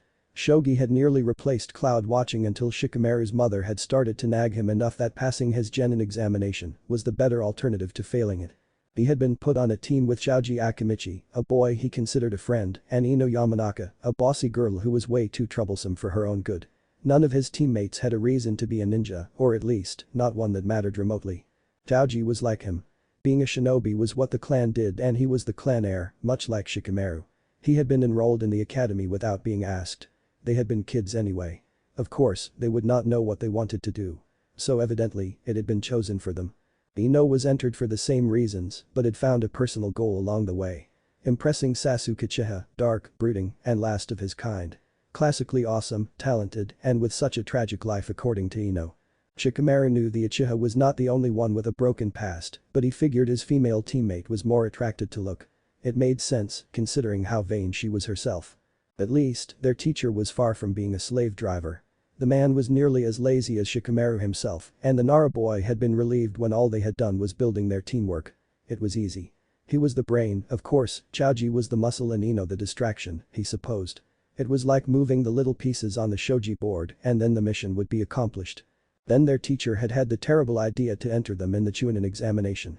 Shikamaru had not wanted to participate, but Ino and his mother had been on his case and it was too troublesome to oppose any serious resistance. In the end, he had accepted to enter. He had personally slept through most of the first challenge, insisted they hide during the second, and had half-heartedly fought during the third and last before giving up. It had been like moving the pieces on the board. The fools in the Hokage Tower had decided he was ready for a Chunin promotion. This had made Shikamaru scoff. He was not even sure he wanted the headband resting around his left bicep, the only reason he had it was because going with the flow had been the less troublesome thing to do, and suddenly he was a junior commanding officer. What kind of madness was that? He had been given absolutely no time to even consider the idea that he now had authority over people who could kill him with a sneeze and yes, he included his old classmates and the genins from his generation in the bag when his first mission had been given to him. He was to pursue and bring back Sasuke Uchiha, who had been abducted. Or had turned traitor, nobody knew at the time. So he had assembled a team and led the chase, moving his own pieces against the enemies. The exception was that this time, his friends had all nearly died. Worse, when he himself had only suffered a broken finger, he had returned to Konoha rather than continuing forward to ensure the mission's success. He had left Naruto fight alone as he nursed his twisted pinky. "What am doing?" muttered Shikamaru Nara as his exceptional mind failed to provide the boy with the answer he desperately needed. A bit of fighting, a bit of drama, and a bit of fluff. If it doesn't make everyone happy, I don't know what will. Hinata Hyuga stared firmly at the training post in front of her. Her brows were furrowed together ever so slightly, and her jaw showed signs of being tightened. On any other member of the Hyuga clan, such an intense expression of focus would not be a surprise, but the fact was that Hinata was not the average Hyuga, and her gaze was normally anything but firm. The heir of the clan was soft-spoken as much as she was soft-hearted, her manners were gentle and her eyes shy. Such a disposition had cost the girl the affection of her father, who saw her as weak. The Ashi Hyuga was a man who had been changed by the loss of his twin brother and his wife. Grief and pain had become unbearable, and he had crafted himself a mask, a poise made of a straight spine, and a stern glare that he used in order to smother his heart. His eldest daughter had needed him after the death of her mother, but he had been too cowardly to face her, trying instead to make her like him. Trying to smother her heart, when or maybe because she was so much like her mother. It had horribly failed obviously, and Hinata had gone elsewhere to find and nurture her true strength, the strength that allowed one to endure loss and keep going, rather than to become a shell. Hiashi Hyuga was a craven father, and his daughters were infinitely stronger than him. When he observed his eldest strike the training post she was facing, he could not help but feel a surge of pride at her abilities. He had little to no right to allow himself this emotion, first and foremost because he had not taught her much personally, but still, he could not keep it out of his heart. She seemed so powerful and looked so beautiful, and if he had not been such a dastardly man, he would have praised her. She had found her poise, and it was one of a warrior fiercely dedicated to those she loved. Hinata hit the wooden post hard, both her hands aglow with chakra. Her moon-like eyes were focused on the target in intense concentration, and the effort was making her sweat. A small smile, however, was tugging on her lips. She was weird, but he liked that. It must mean she could love herself. She was weak, but he had said hard work would make her better. It was a revelation to her. She did not lack strength innately and was not stuck to her status. She had been discouraged yet he had pushed her forwards. She just had to run now, run fast, run hard, run as much as she could so that she could catch to him when he would be back. That was her promise and she did not go back on her promise. That was the Nindo he had gifted her. Then she would ask. Her breath hitched slightly at that and she momentarily lost her rhythm. She had 2 years to build her courage. She could do it. She would do it. She hit the post once again. Naruto took the spiraling staircase and progressed slowly, a clone in front of him to safely spring any trap that would be waiting for him. The boy himself was actually tiptoeing his way while stuck on the wall. He was sufficiently adept with trap making to know a good one was layered. His carefulness seemed to be for nothing as he reached the base of the tower without any incident. He slowly pushed the door and entered a hallway that entered the main, central building of the temple. To his right, he could see the closed monumental door the kunoichi outside thought she was guarding. He snickered to himself, not a little proud of his infiltration. The motion jolted his broken shoulder, and he grimaced. The entrance to the inner part of the temple was through a smaller closed door.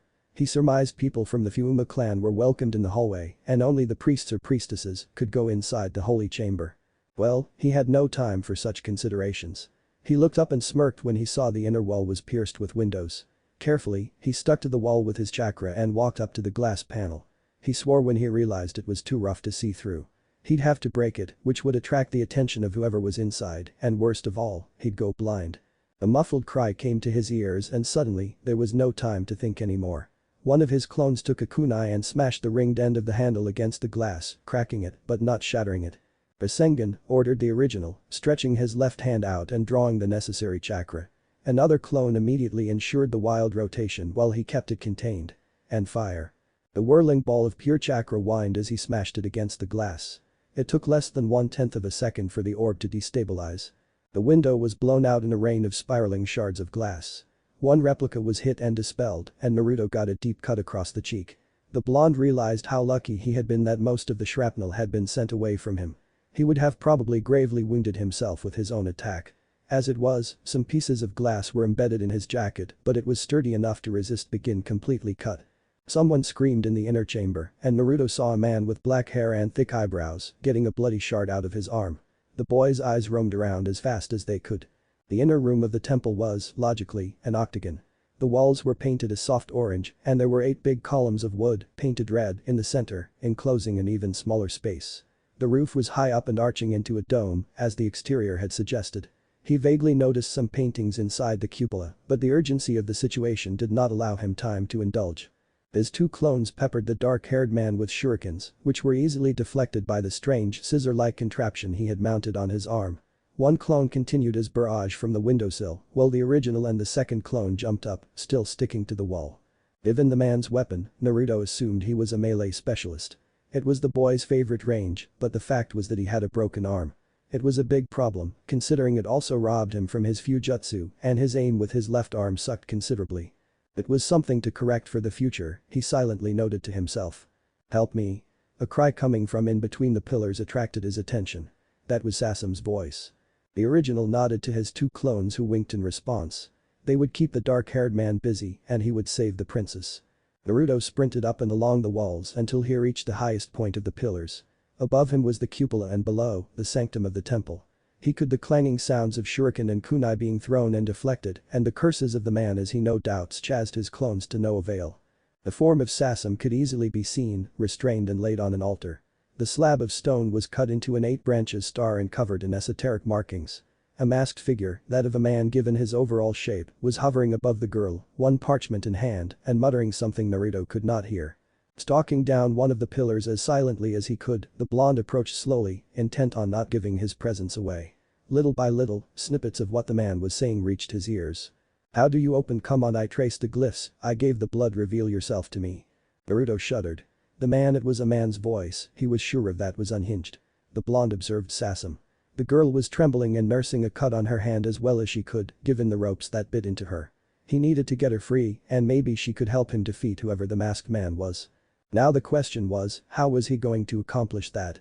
Fishing in his pouch for one explosive tag, shadow clones were awesome when it came to not actually using any real supply, the boy realized in passing. Naruto dropped it.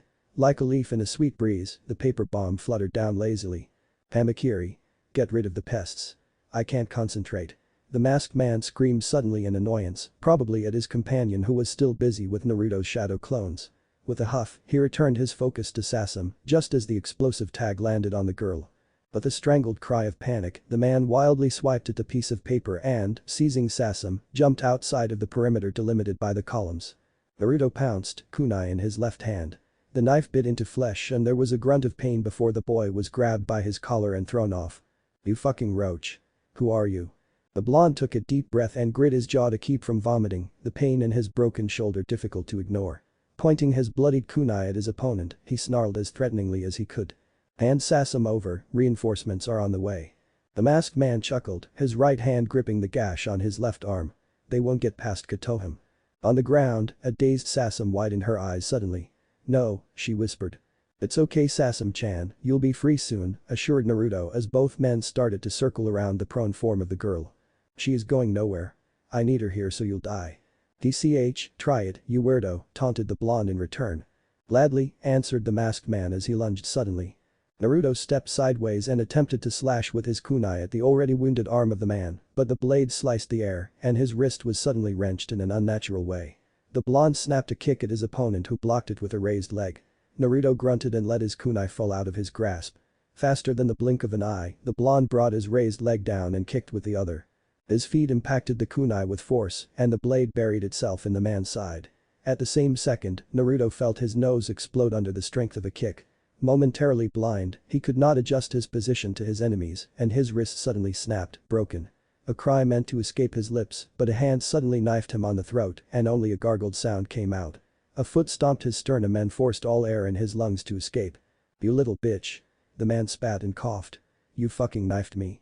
Naruto, his vision full of dark and bright spots and blurry, could still discern the outline of his kunai deep within the man's right side. "You'll pay for that. You'll die suffering. Ninpo. Jubaku Mandara." The blonde blinked several times to clear his eyes from the shock. Suddenly, it seemed like he was trapped in a soap bubble. Hesitantly, he reached to touch the strange frontier that separated him from the world and found it to be a very real wall. "Wah? You'll die crushed by my mandala," chuckled the man darkly. "Enjoy your last breath, dog." And suddenly, the iridescent walls that surrounded Naruto began to shrink. Panic slowly settled in as Naruto pushed and trashed against the merciless jutsu that was going to crush him. "No, please." Sasam screamed suddenly. "Don't kill him, please." "Shut up, girl." Sasam sobbed. "Arashi, please. I beg you, don't do it." The walls suddenly stopped squeezing. "I guess the jutsu gave me away, huh? Why are you doing this, Arashi?" Sasam begged, having recognized her supposedly deceased cousin from his technique. "We thought you were dead. Why didn't you come back to us?" The masked man chuckled. "Because I have had my eyes opened, Sasam," he began in an all too sweet voice. "The Fuma clan is weak, we bow to the fire daimyo and konoha, but we can become great again. We can go back to the glory of the warring clans era. Orochimaru has promised me power, and I'll get it as soon as I deliver my end of the deal." "Orochimaru will betray you," spat Naruto from his prison. "Silence, dog. You die now." "No, please." Sasam pleaded with tears in her eyes. "Arashi, come back to the clan with me. I can convince Hanzaki-sama. Hanzaki is the reason we lost our pride. His line has doomed us to mediocrity." Arashi raved with a dangerous glint in his eyes. "We are chosen by the dragon and Fire County is ours." With a scream of rage, the man tightened the sign his hands were locked in and pulsed his chakra. Naruto cried as the wall of the mandala tightened. "Rasengan." A blur impacted Arashi, a swirling mass of chakra leached inside an ord, grinding the man's flesh for a second before it exploded outward. There was a brief scream before blood rained. Naruto took a deep breath, the technique trapping him having dissipated. "Jiraiya-sensei." He panted, his body feeling like one giant bruise after being nearly squeezed to death. "Hey, Gaki," greeted the sage with a grim visage. "Everything alright?" Naruto winced and readied himself to count his wounds, but a desperate cry of horror silenced him. His eyes tracked the origin of the scream and he saw Sasam desperately crawling to the maimed remains of her dead cousin. "Arashi, Arashi, please," sobbed the girl. The Rasengan had probably dug deep into the man, but Jiraiya had allowed for the orb to explode, effectively obliterating half of Arashi's body. The man's abdomen was spilt everywhere, bits of guts and other organs dispersed across the room. Arashi was obviously dead, probably killed before he had even realized what was happening to him. His eyes were still open in a frozen expression of surprise. Naruto felt sick and averted his gaze, the cries and sobs of Sasam lacerating his ears like blades. The vision had imposed itself over the gruesome sight. Arashi's corpse was Sasuke's in the crying form of Sasam, Sakura. The boy shuddered and forced his mind away from the thought. He was brought back to the present by the hateful screams of the Fuma girl, who glared at Jiraiya like she wanted to murder him. "You killed him. I hate you." She struggled against her bindings, her eyes two dark pools of pain that promised to suffer. "I hate you. I hate you, Naruto." She screamed until her voice broke and her words were like daggers sinking in the blonde's heart. The toad sage chopped the back of her neck and Sasam fell unconscious. A clone of the white-haired man helped Naruto on his feet. "Don't take it at face value, what she said." The blonde nodded but still looked down, his face marred by a heartbroken grimace. They exited the temple and Naruto blinked at the sunlight. The clearing around the building was peaceful. The only trace of a fight was a pile of ashes that vaguely resembled a human body. "The girl outside," began Jiraiya, pointing his chin towards the cinders. "She used some sort of sacrificial jutsu. She nearly got me, too." Naruto swallowed thickly. He was glad he had not tried to fight against her. "How did you even get in?" the sage asked. "Actually tell me what happened after you left me." The blonde took a deep breath and proceeded to recount how his mission had gone. Jiraiya interrupted only rarely to ask for clarification, but otherwise stayed silent. The two walked through the forest, Sasam secure within the toad sage arms, until a party of Fuma warriors met them. Jiraiya-sama. Is Sasam-sama. The girl is fine, reassured the white-haired man. Shaken but fine. She needs rest. Some of you should wait before you go to the temple. I need to speak to Hanzaki Dono first. Yes, Jiraiya-sama. The Fuma ninja said before signaling for one of his men to relieve the toad sage from Sasam. Jiraiya waited for the shinobi to walk away before he turned towards Naruto. You did good, said the sage with a smile. Not perfect but good, he punctuated by slapping Naruto heartily on his back. Pain surged and obliterated the blonde's mind, and Naruto fell unconscious. Jiraiya chuckled sheepishly. The shoulder, huh? A week passed. Naruto healed quickly. In 2 days, both his shoulder and wrist were functional again after a doctor set them back into place. They were a little tender, however, and the blonde had not taken archery again, preferring to exercise his shuriken jutsu with his left hand. That, and Sasam refused absolutely to see him, and practicing the bow without the redeed girl was no fun, Naruto rapidly discovered. The boy understood of course. She had lost someone dear, a brother who had betrayed her clan. What was more. He knew pretty much exactly what she was going through. His attempts to visit here were in vain, however, as servants kept telling him she did not want to see anyone. It tore at his heart, but he understood. Soon it was time to leave, as Jiraiya had resolved any and all pending business between Konoha and the Fuma clan. Master and student were packing their belongings, a sluggish Naruto doing his best to misplace socks and shurikens. The boy had his eyes down, and sighs were coming to him easily. Jiraiya shook his head. You can't let that bother you, Naruto. The blonde did not look at the sage. I know what she is going through. I could help. But that's up to her to accept it. I don't want her to hate you. The boy protested. He stuttered fearfully. I don't want her to hate me. It was the sage's turn to sigh. Do you think she hates you? Naruto mumbled his uncertainty and shrugged. I helped kill her brother. That's not close to the truth. The blonde flailed uselessly. Why doesn't she want to see me then? Because it's painful and she is grieving. Jiraiya shook his head. You are incredible, Naruto, very strong, explained the sage in a small voice, almost a whisper. When sensei passed away, you endured it and stood straight. Not everyone has this fortitude. Naruto scoffed. I was not good after Sasuke. True, but you were strong enough to accept help. Silence fell upon the two men, the boy's gaze lost into nothingness as the elder kept carefully sealing his things away. Naruto smiled bitterly. Is that the story of my life? Trying to reach out to people only for them to ignore me. Boy, Gaki, stop with the gloom. You reached a Hyuga boy, correct? You can't save people from themselves, Naruto, they need to want it, they need to choose it. You can show them a way, offer them a hand, but you cannot force them to take it and come to you. But. There's no but, Naruto. What would you do if they refuse? Use a genjutsu on them to make them see things your way. What? No. Then you need to accept that people have their own will and that if you can't convince them, it is not your fault. I know it is hard for you to hear it, but it's like that. You can only do your best and accept that everything is not under your control. Naruto looked down hesitantly. How do I know it was my best, though? Jiraiya sighed. Your life is important, Naruto. You're your own person, you live not only for others, but also for yourself. Those should be the boundaries. Isn't that being selfish? That's being human. The blonde fell silent for a few seconds. Gigi gave his life, he pointed out. They called it a will of fire when he was buried. Jiraiya rubbed his eyes. Yes, he gave his life in defense of the village. It was one of those rare situations where every option was under his control. All choices were to be made by him alone. That's the difference. Gambling your life should always be your choice, not someone else's. The will of fire is not about becoming a martyr, Naruto. When the options are laid out, decide on those you can and preserve your life. The blonde nodded slowly and got up carefully. Well then I decide to try one last time. He exclaimed before bolting out of the guest house. The toad sage cursed in protest, but the boy was long gone. Jiraiya shook his head, chuckling lightly. Good grief, this Gaki. Naruto raced across the village and soon found himself in front of Sasam's house. Without a second of hesitation, the blonde climbed the walls and knocked at a window. Sasam-chan. It's me, Naruto. There was no answer, so the boy darted to another window and did the same. When there was no response once again, he repeated his actions for each window around the house, until. Go away. Naruto crossed his arms in front of his chest. No. Go away. No. I can't force you to talk to me, but I won't go. I'm your friend Sasam-chan and friends stand by each other. There was a long silence before the window eventually opened to reveal a crying Redeed. Hey, Sasam-chan, greeted Naruto gently.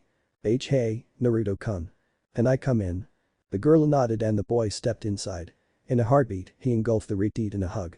Sasam froze and stiffened. "I'm sorry, I know it hurts," Naruto whispered. "I know you're in pain and confused. I lived through the same thing." Sasam progressively relaxed in the hug and perked up a bit at the boy's admission. "Ah, really? Really?" said Naruto as he proceeded to recount his misadventure with Sasuke. "How? How are you okay after that?" asked Sasam in a small voice. Naruto felt something get stuck in his throat. "I'm not," he whispered. "Not yet. Some part of me still refuses to accept and never will, but I have people who were ready to help me, and I took it. You have people for you, Sasam. Just don't ignore them." "I see." The two teens stayed silent for a minute, still hugging. "Why do you hate me, Sasam-chan?" Naruto asked in a murmur. The girl trembled and pushed against the boy. "What? No. I'm sorry for saying that." The Redeed apologized in a fit of panic. "I was stupid." Naruto sighed in relief. "I thought because you didn't want to see me." Sasam hugged back fiercely, cutting Naruto's breath short. "No, I don't hate you, Naruto." "Thank you." The blonde said, smiling lightly. "I couldn't leave before I was sure of that." The girl sputtered in the boy's embrace. "You're leaving?" Naruto offered her a sad smile. "I need to follow my teacher." But you're not done learning archery." And I wanted to go to the restaurant with you again." And I wanted to." Sasam interrupted herself brusquely, suddenly red from the root of her hair to the top of her chest. "I know," answered Naruto with a sigh. "It's my training journey though. It wouldn't be much of a journey if I stayed here." The boy frowned before a smile illuminated his visage. "Tell you what. I'll be traveling for 2 years, but I promise I'll come back before that to finish learning the boy with you." "You promise?" Naruto nodded firmly. "You bet. And I don't go back on my promises." Sasam nodded and locked gaze with the boy. "Then go," she said, her voice unwavering for the first time. "Go and be safe." Naruto smiled brightly. Sure Sasam-chan, I'll." The blonde was silenced by the burning lips of the Redeed crashing on his own. He felt her tongue brushing on his lips and opened his mouth by reflex. Suddenly, his brain shut down as a primal force took possession of his body.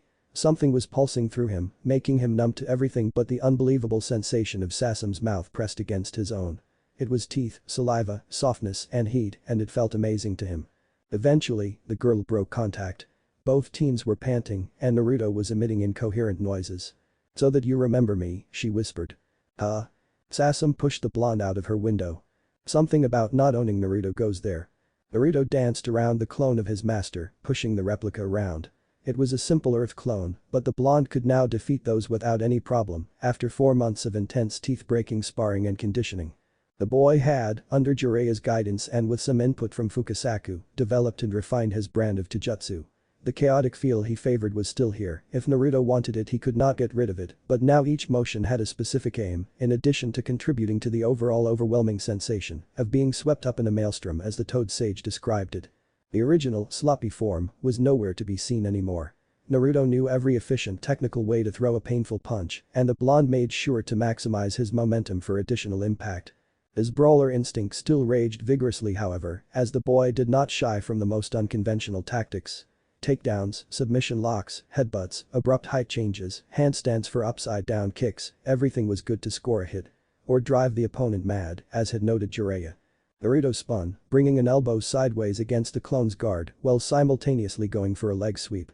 Suddenly, the blonde shifted his weight and his foot rose at an alarming speed in an almost straight vertical trajectory to crash against the replica's head. Earth exploded at the impact and the Jiraiya clone crumbled to nothing.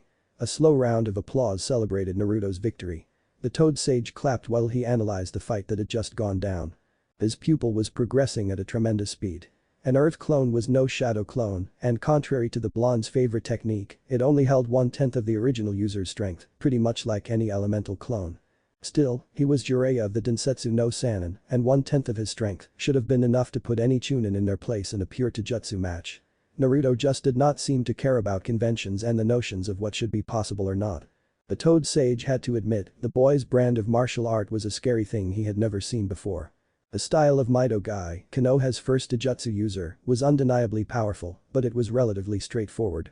The man's might, much like the Hokage's, relied more on an impossibly strong body than exotic technique. Tsunade's was extraordinarily basic. When one could punch through rock, technicality was not too important. Naruto's style, on the other hand, was viciously efficient and cunning. That was the word. Cunning. Like anything a ninja did should be. Naruto's martial art was made of several layers of traps, each deadly, that could be sprung at any moment. In conclusion, it was high time for the blonde to face the real deal. Jiraiya smirked and crossed his fingers. He had to make sure his student did not get too cocky. "You'll fight with my shadow clone next, Naruto," the Toad Sage said with a grin that promised pain. The boy paled before he readied himself with a resolute nod. After getting his ass handed to him for an hour by his master's shadow clone, Naruto washed in a nearby stream before sitting cross-legged against a tree, listening to the shadow clones around him. After 4 months, nearly 5 now, on the road, his capacity to learn new things with shadow clones had considerably increased. At first, any knowledge acquired by reading had been very difficult to integrate. His replicas were just him, they had the same average memory as he had, and reading a scroll one time was not enough to remember its content perfectly, much less understand it. It was still the case and would always be, but at first, there had also been a loss of information between the Cage Bunshins and the original. This lag of a sort had disappeared since a month, and Naruto had, under the careful recommendation of Jiraiya and Fukasaku, increased the number of clones slowly but steadily. It was an excellent way to speed up his learning, but there were limitations, of course. There was no use setting 100 clones to 100 different tasks. Everything learned would fuse in a jumbled mess. In the same way, giving the one same task to 100 clones was not efficient either. The one time he had tried, his brain had become so completely fixated on the idea he had practiced that, for the following 2 days, he had been unable to think about anything else. Dispelling 100 clones was impossible anyway, considering it obliterated his mind into oblivion and gave him a headache that would have killed a lesser man. In other words, the one time he had attempted that, only the Kyuubi-induced healing had saved him. Those were the reasons why Naruto had at most a dozen clones learning at the same time as him. 2 were practicing the forms of his style of taijutsu. There was not any kata to speak of. Instead, the 2 replicas almost seemed to dance together, swirling around each other like 2 whirlwinds, constantly switching level, kicking, punching, swaying. 2 others were attempting to mold chakra in any way they could imagine. This endeavor stemmed from when Naruto and Jiraiya had stopped 2 months ago in the Fire Temple, at the request of the head monk. The blonde had had a weird encounter with a boy his age named Sora, who held a tiny part of the Kyuubi's chakra. The blue-haired boy, contrary to Naruto, did not possess a seal strong enough to contain the power and was subject to regular bouts of violence. Naruto and Jiraiya had done the obvious thing to do and helped Sora, the Toad Sage, working his sealing magic, much to Naruto's amazement. The blonde had then befriended the boy after he had ceased his misunderstood drama queen act and received a bit of training by the monks as well. This had led to the discovery that a ninja could mold his chakra in several different ways, as demonstrated by the special chakra the monks were taught to generate. This had Naruto thinking for a month once he and his master departed from the temple. His lessons with Sasame had given Naruto a hunch. When firing the bow, he would first inhale and exert the necessary force to draw it, only to then focusing his entire attention on the target. The process was inverted regarding how he usually molded chakra. Naruto first drew on his spiritual energies before plunging in the vast expense of his physical reserves. The problem was how he drowned the yin part of the chakra in the boundless yang. So what if he tried the opposite, meaning drawing a little of the yang before merging it with the yin? This way, he could maybe balance it more equally and who knew, achieve better control of his chakra. Except, the process was not easy because his habits were deeply ingrained and what he was attempting to do amounted to relearning something he had been taught since age 6. It was not easy, Naruto was not even sure if it was possible, but he was bullheaded and in this case, it worked for him. The last 2 clones were reading about 2 very different things. The blonde had noticed that if the subjects were too similar, he would end up mixing the 2 materials. Hence, one replica was reading up on chakra theory, while the other was documenting himself about international politics. Reading had become very interesting after the boy had augmented his vocabulary. Funny how easier it was to get into a book when he could understand the words used. That was not even counting Jiraiya and Fukasaku, who were both happy to have long discussions about pretty much anything, ranging from economics to elemental transformation philosophy. The 2 sages' input was always enlightening and helped the boy tremendously. The original blonde nodded, satisfied that all his clones were working diligently, and closed his eyes to meditate. He had a hate-love relationship with meditation. At first, staying still seemed alien to his very nature. Then, emptying his head from everything was just impossible to him. He had tried and tried again, in vain, until Jiraiya had suggested to him to think thoroughly. Rather than ignoring his thoughts and suppressing them, the sage had advocated the blonde to follow every idea that bogged down his mind until there was nothing to think about anymore.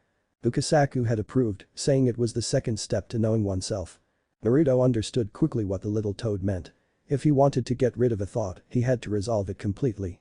In the process, the blonde faced many questions he did not like at all, especially considering the answers he had come to. His relationship with the village, with the shinobis of his generation, and with his teammates, the lies surrounding his life, his goal of becoming Hokage, his very Nindo. He had been pushed to confront everything several times, and he was not certain about the result. He did not hate the villagers. He did not like them either.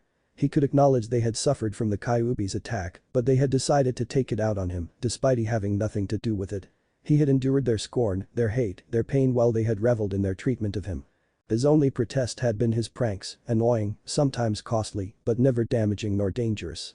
They had seen it as one more reason to ostracize him. When he had finally become a shinobi and despite his not so small achievements, nothing had changed. He had concluded that the villagers loved to hate him. It did not matter what he did, he was the pariah and would stay the pariah until the villagers had mourned and moved from their loss. So much for the will of fire. What he greatly regretted was the power they had possessed over him. His thirst for acknowledgement had been the leash that used to bind him to them. This chain, however, was being eroded by his success under Jiraiya's guidance and the frank assessment from his skills by the older man. The Toad Sage, a legendary ninja, recognized that Naruto was good. There was a lot of things to work, a long journey to be taken to reach his full potential, but nonetheless, he was good in the eyes of one of the Densetsu no Sannin. For the blonde, that was more than he had ever been told. It was not Iruka saying that he had potential after years of being thoroughly not taught by the academy, yet somehow learning a Jonin-level ninjutsu and the Kage-level Kenjutsu version of it. No, it was the acknowledgement that right now, Naruto was shaping up as a shinobi. It felt new and honestly wonderful for the boy to have his worth recognized by someone. It did bring a problem for Naruto, however. Apart from his duty, materialized by the headband weighing on his forehead, there was little else tying him to Konoha. He had honestly no friend among his generation. The most vocal of them had spent their time mocking him during the academy, doubted his legitimacy when he had received his hit I-8, and kept denying his growth during the Chunin examination. In their eyes, he was the idiot and somehow they apparently could not believe he would not stay the idiot for the rest of his life. That was not what friends did. As for his teammates, complicated did not even begin to describe it. Kakashi had never taught him anything practical, a proof of his disinterest in Naruto in the blonde's opinion, and was standoffish at the best of time. Sakura was so obnubilated by Sasuke that it kept the girl from accepting that Naruto would ever truly amount to anything. As for Sasuke himself, there was this turning traitor thing that did not speak in favor of the Uchiha. Maybe Sasuke had been right. Maybe Naruto did not have the bonds he thought he had, hence why he could not reach the Uchiha.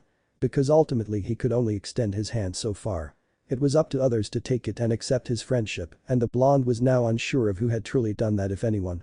Who helped him, ate with him occasionally, discussed their problems shared or not, relied on him. No one, that was who and Jiraiya notwithstanding because the older shinobi was his master. That he surrounded himself in a lie of his own making. Yet another to add to the long list that was his life, but this one self-inflicted. He was afraid to look for an answer because if he could not oppose an easy of course not, then it probably meant it was the truth. It begged another question, however. Did he even want to be friends with people like that? He understood their view of him had been skewed because of their parents and his behavior, but he was not sorry for being an ostracized orphan, with no one to rely on, Kami damn it.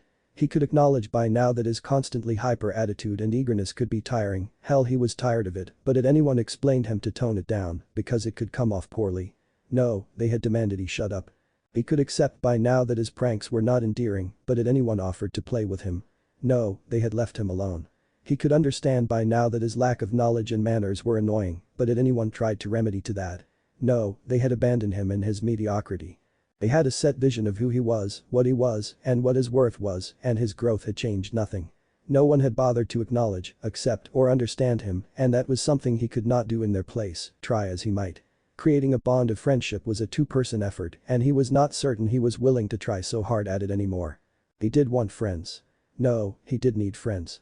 As much as he enjoyed Master Jiraiya and Fukasaku's company, as much as they were precious to him, they were older than him, not to mention one was a talking toad. He wanted it to be true, based on genuine interest and respect and not pity. He did not want to beg for friendship anymore. No one should have to do that. He wanted what he had found with Sasam and Sora. Or well, something similar. He was a little bit if not completely confused about Sasam right about now.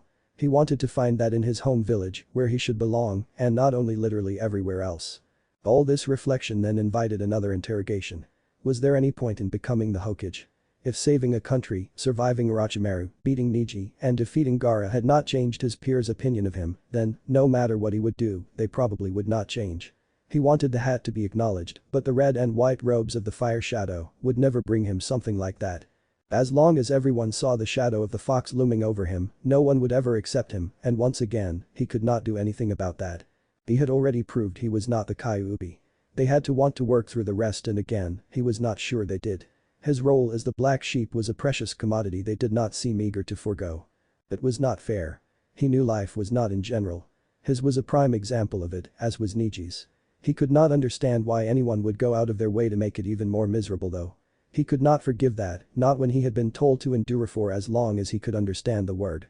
Weather it and keep trying, they'll come around eventually.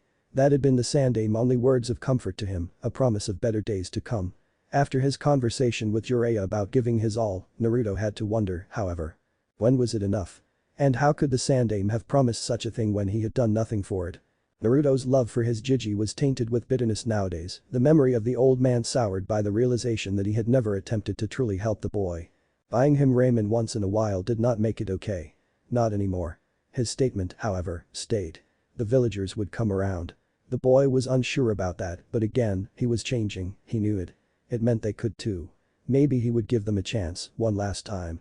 Naruto sighed as he finished to unravel the jumbled train of his thoughts, left once again with more questions than solid resolutions. It felt indecisive to be unable to come to a conclusion, even if Fukasaku had said it was fine to not decide everything immediately. The blonde did not like it, but he reasoned he has still time. His mind finally cleared, the boy focused on his breathing before he opened his eyes.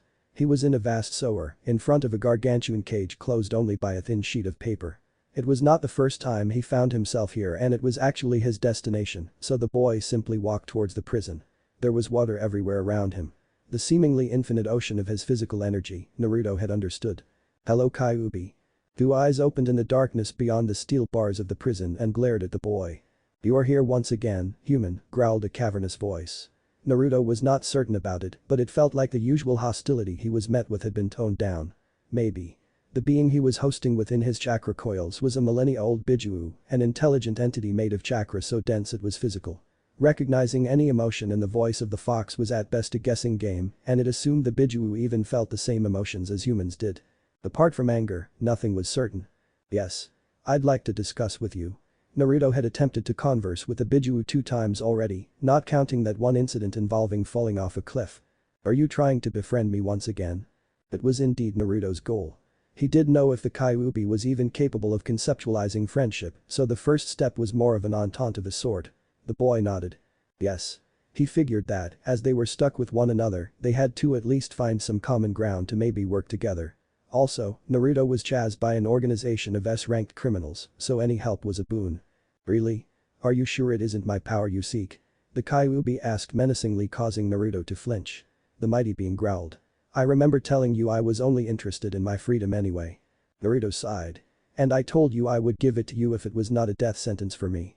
I'm sorry you were trapped within me, but I cannot open the cage. Are you sorry for me or yourself? The fox retorted with an accusing growl. The blonde was startled and looked down. With a deep breath that ended in a sigh, Naruto shook his head. I'm not sure, he answered hesitantly. You attacked my village and caused many deaths. I was told all my life you were nothing but a beast, a mindless catastrophe. I was taught to fear you. The boy fell silent. Why be here then if I'm so? Naruto took a deep breath. His readings and discussions with his 2 masters had sharpened his critical and logical thinking, and something about the Kyuubi bothered him. Because now, I can see you talk, listen, feel anger at what happened to you. You do not rage mindlessly against your prison like an animal. You are an intelligent being and it begs a question. Naruto explained, his voice uneasy. The fox chuckled mirthlessly. What would this question be? The blonde looked up and resolutely stared into one of the Kyuubi's eyes. Why did you even attack Konoha?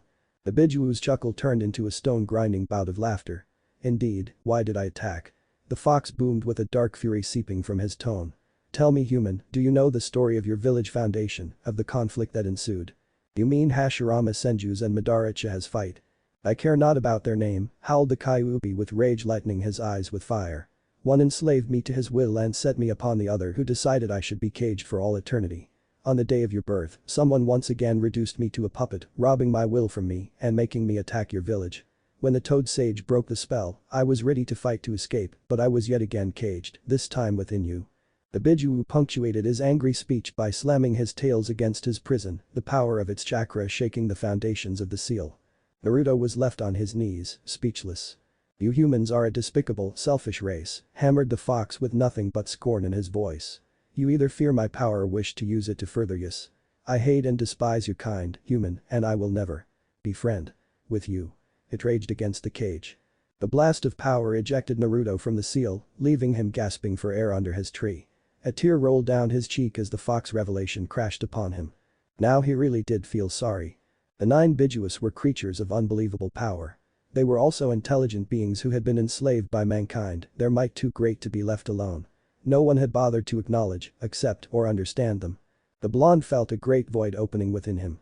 He was the first to be guilty of that when, rather than form his own opinion, he had allowed his fears, the fears others had forced onto him, to dictate his behavior. He had to wonder if his attempt at friendship had even been genuine. Had it been motivated more by the potential of the Bijuu's chakra than any real want to get to know the mysterious being? That made him no better than the villagers. Naruto clenched his fist. He could not allow that, would not allow himself to accentuate the unfairness of life, be it for a fellow man or a Biju. That was something he could do, something he had total control over. "That's a promise, Tebeo." The boy suddenly breathed with increased ease. He just had to find a way to apologize to a giant fox before he doubled his efforts. "I hope you enjoy this little chapter 1 finally put together." "Hello, Fukasaku-sensei," greeted Naruto, panting from exhaustion. The elderly toad looked at his youngest student and smiled. "Hello, Naruto boy. Did you summon me yourself?"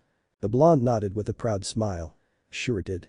Well, given your reserves, the fact you're so out of breath means you need to work on your control more," chastised the toad gently. The teenager looked down as his smile was colored with embarrassment. "I know," he answered while scratching the back of his head.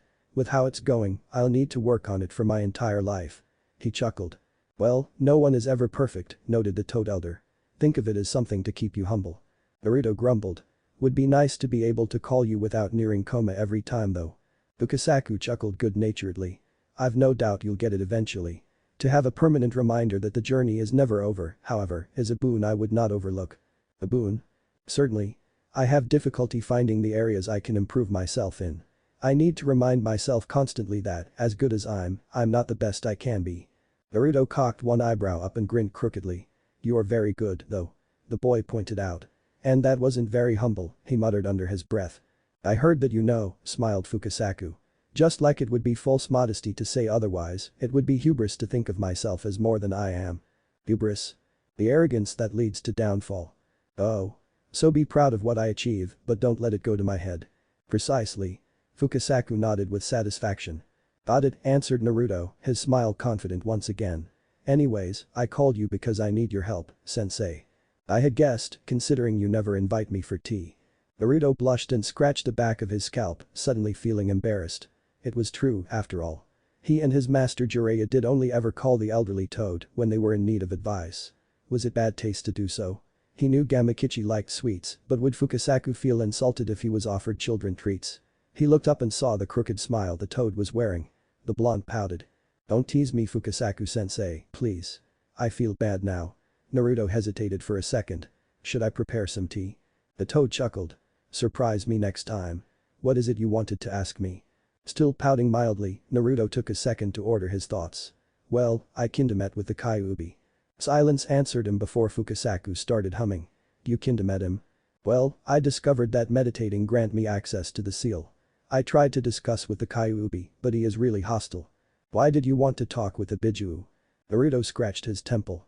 "I thought that, as we're being hunted, we might as well ally." He did not take it well. The teenage boy had thought a lot about it. The Kyuubi did not treat him fairly, and at first, it had shaken his own resolution to give the giant fox a chance. After all, it was not Naruto's fault that the Kyuubi was caged within him. He was as much of an innocent bystander as it was possible to be in this situation. Then, Naruto also had to admit that the Kyuubi himself had not been treated fairly by humanity. Being considered as nothing more than a mindless beast when he had feelings ought to anger the Bijuu terribly. And that, the blonde teenager eventually realized, was the crux of the problem.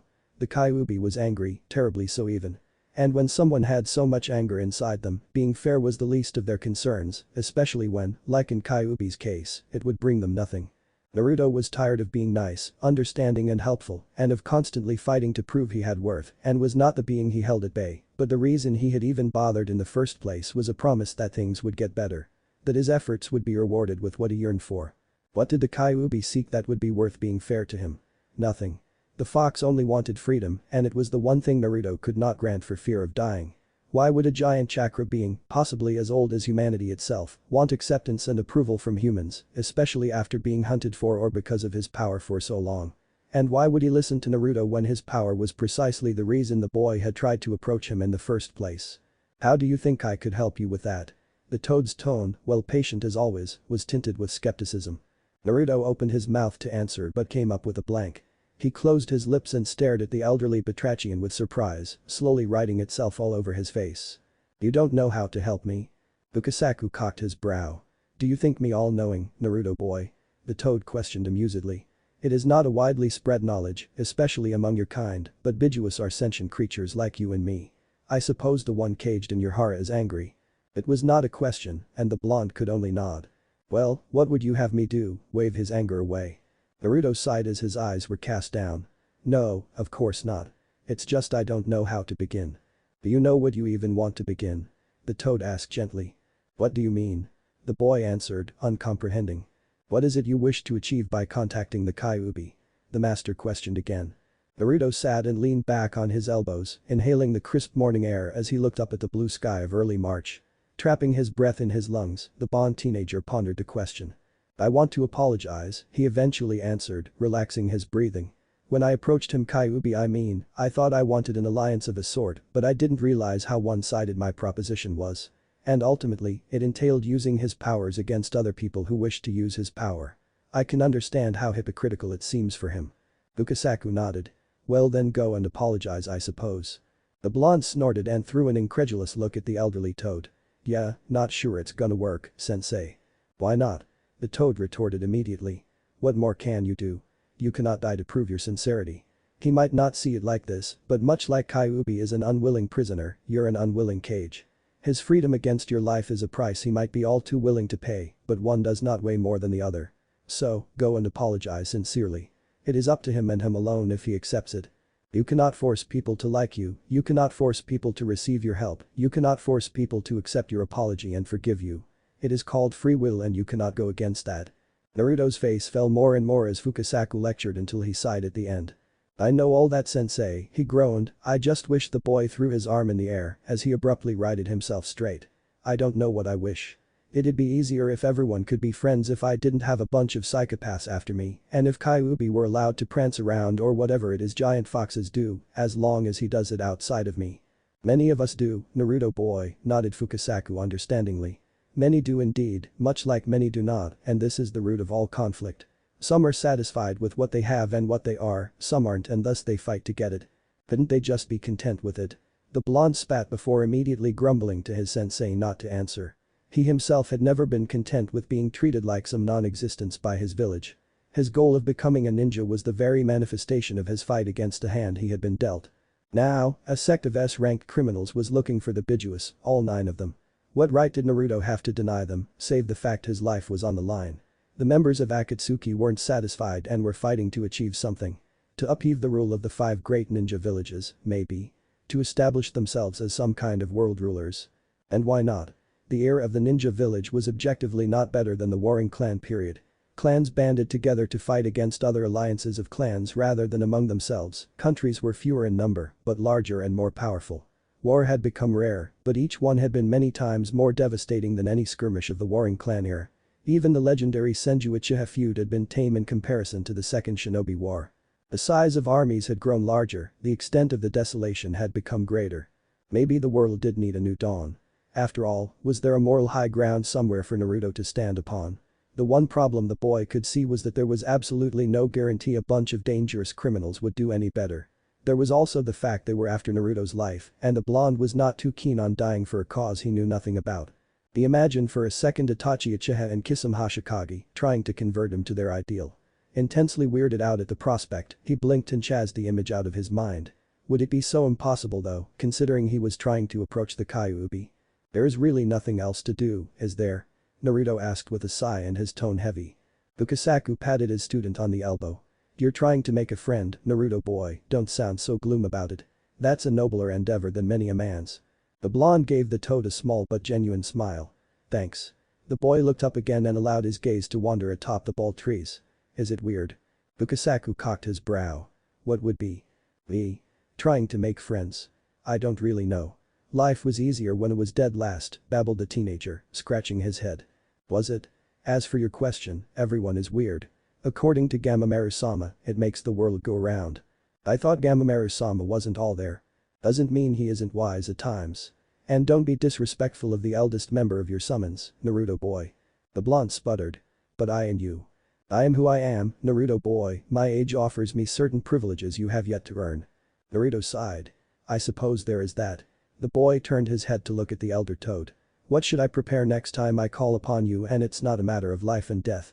He asked with a smile. There is this something you give to young Kichi and it's brilliant, those round multicolored sweets. Naruto stifled a bout of laughter. The clonerellos. Sure, I'll have that. And some tea. Fukasaku offered the blonde a smile. Then, until I see you again, Naruto boy. And don't lose faith if Kyuubi refuses to humor you. Sure, Fukasaku-sensei, thanks. In a plume of smoke, the little old toad disappeared, recalled by some mysterious technique to the mount of his kin, leaving Naruto deep in thoughts. Was it weird to try and make a friend of the Kyuubi? In fact, what did even compel Naruto to even want to make friends? Was it guided by the loneliness of his childhood? A constant effort to fill the void he was surrounded with? Bonds were truly an alien thing to him, he realized. There were so many possible variations that the blonde could not truly tell anymore what he was looking for or even what he was looking at most of the time. His thoughts drifted toward Sasam like they often did when he was having this kind of reflection, and the blonde screwed his eyes shut, dredging a particular memory he both yearned for and feared. The searing of lips crashing on his own pulsed through his mind, dulled by time and the fog of memories already. Was it so long ago that he had been given this most wonderful and terribly confusing present? Nearly half a year, he realized. Fire coursed through his veins and his hands clasped on the air in front of him. With a start, Naruto opened his eyes and straightened himself. With a groan, he looked around him and saw there was no Sasam anywhere in sight. Erg. Naruto flopped down on his back and pressed the palm of his hands against his eyes. He could not talk of that with his master. He was certain the old pervert would tease him relentlessly for it, and that was not something the blonde wanted to put up with. Maybe he could send a letter to Tsunade. He had worked out that this was not friendship, that this feeling that would consume him each time he was thinking about the Fuma girl, this urge to sink his teeth into her neck and not let go, was something different. It felt raw and brutal, and Naruto had to wonder about such a bond. It hurt without being so brutally severed like Sasuke had their friendship. The Uchiha's betrayal had left emptiness and something bitter rotting deep within. Being apart from Sasam was a new kind of pain. The blonde did not remotely feel the same toward Sakura or anyone from Konoha. He was not even missing anyone so much apart from his pink-haired teammate, a little bit. He had grown accustomed to her nagging, and she had learned how to laugh over the course of their time together. Who was there for him to miss in Konoha at all? And conversely, who in Konoha missed him? Naruto's thoughts were cut short by Jiraiya's arrival, who entered the clearing they were camping in with a spring in his steps. The blonde offered his master a faltering grin. I take there was some good-looking lady to take inspiration from. The white-haired sage laughed out loud. That there was, Naruto, that there was. Sunday was a day both master and disciple had agreed was for personal pursuits, and as such, it was the day Jiraiya used to go peep on some unsuspecting women in order to write his pornographic literature. Naruto had tried to make the older man stop, his arguments increasingly sharp with the progress of his learnings, but he had had to accept the sad truth. There would be no changing Jiraiya from his perverted habits. As much as Naruto respected the Toad Sage as a ninja, he was not sure he had the same esteem for the man. There would always be this dark stain. What is you preoccupied? Jiraiya asked suddenly. Naruto started. Nothing. The white-haired man cocked one eyebrow. It's written all over your face. I discussed with Fukasaku-sama about the Kyuubi. And what did he have to offer? The blonde sighed. Not much. He told me what you did. The large man seated himself next to his apprentice. Why are you so dispirited? Naruto glanced at his master before his gaze wandered in the sky above. It's so daunting. I used to be an idiot who did things because I did not stop to think if they were possible or not, or if I should even do them. I realize I've been so incredibly lucky to not cause a catastrophe by accident, it's ridiculous. But at least I did not second-guess myself at every turn. And I did things. Now here I am, wondering how the heck I'm going to make peace with a Biju, and every sign tell me it's impossible. Jiraiya gave the blonde a half-crooked smile. A year ago, you wouldn't even have known what daunting means.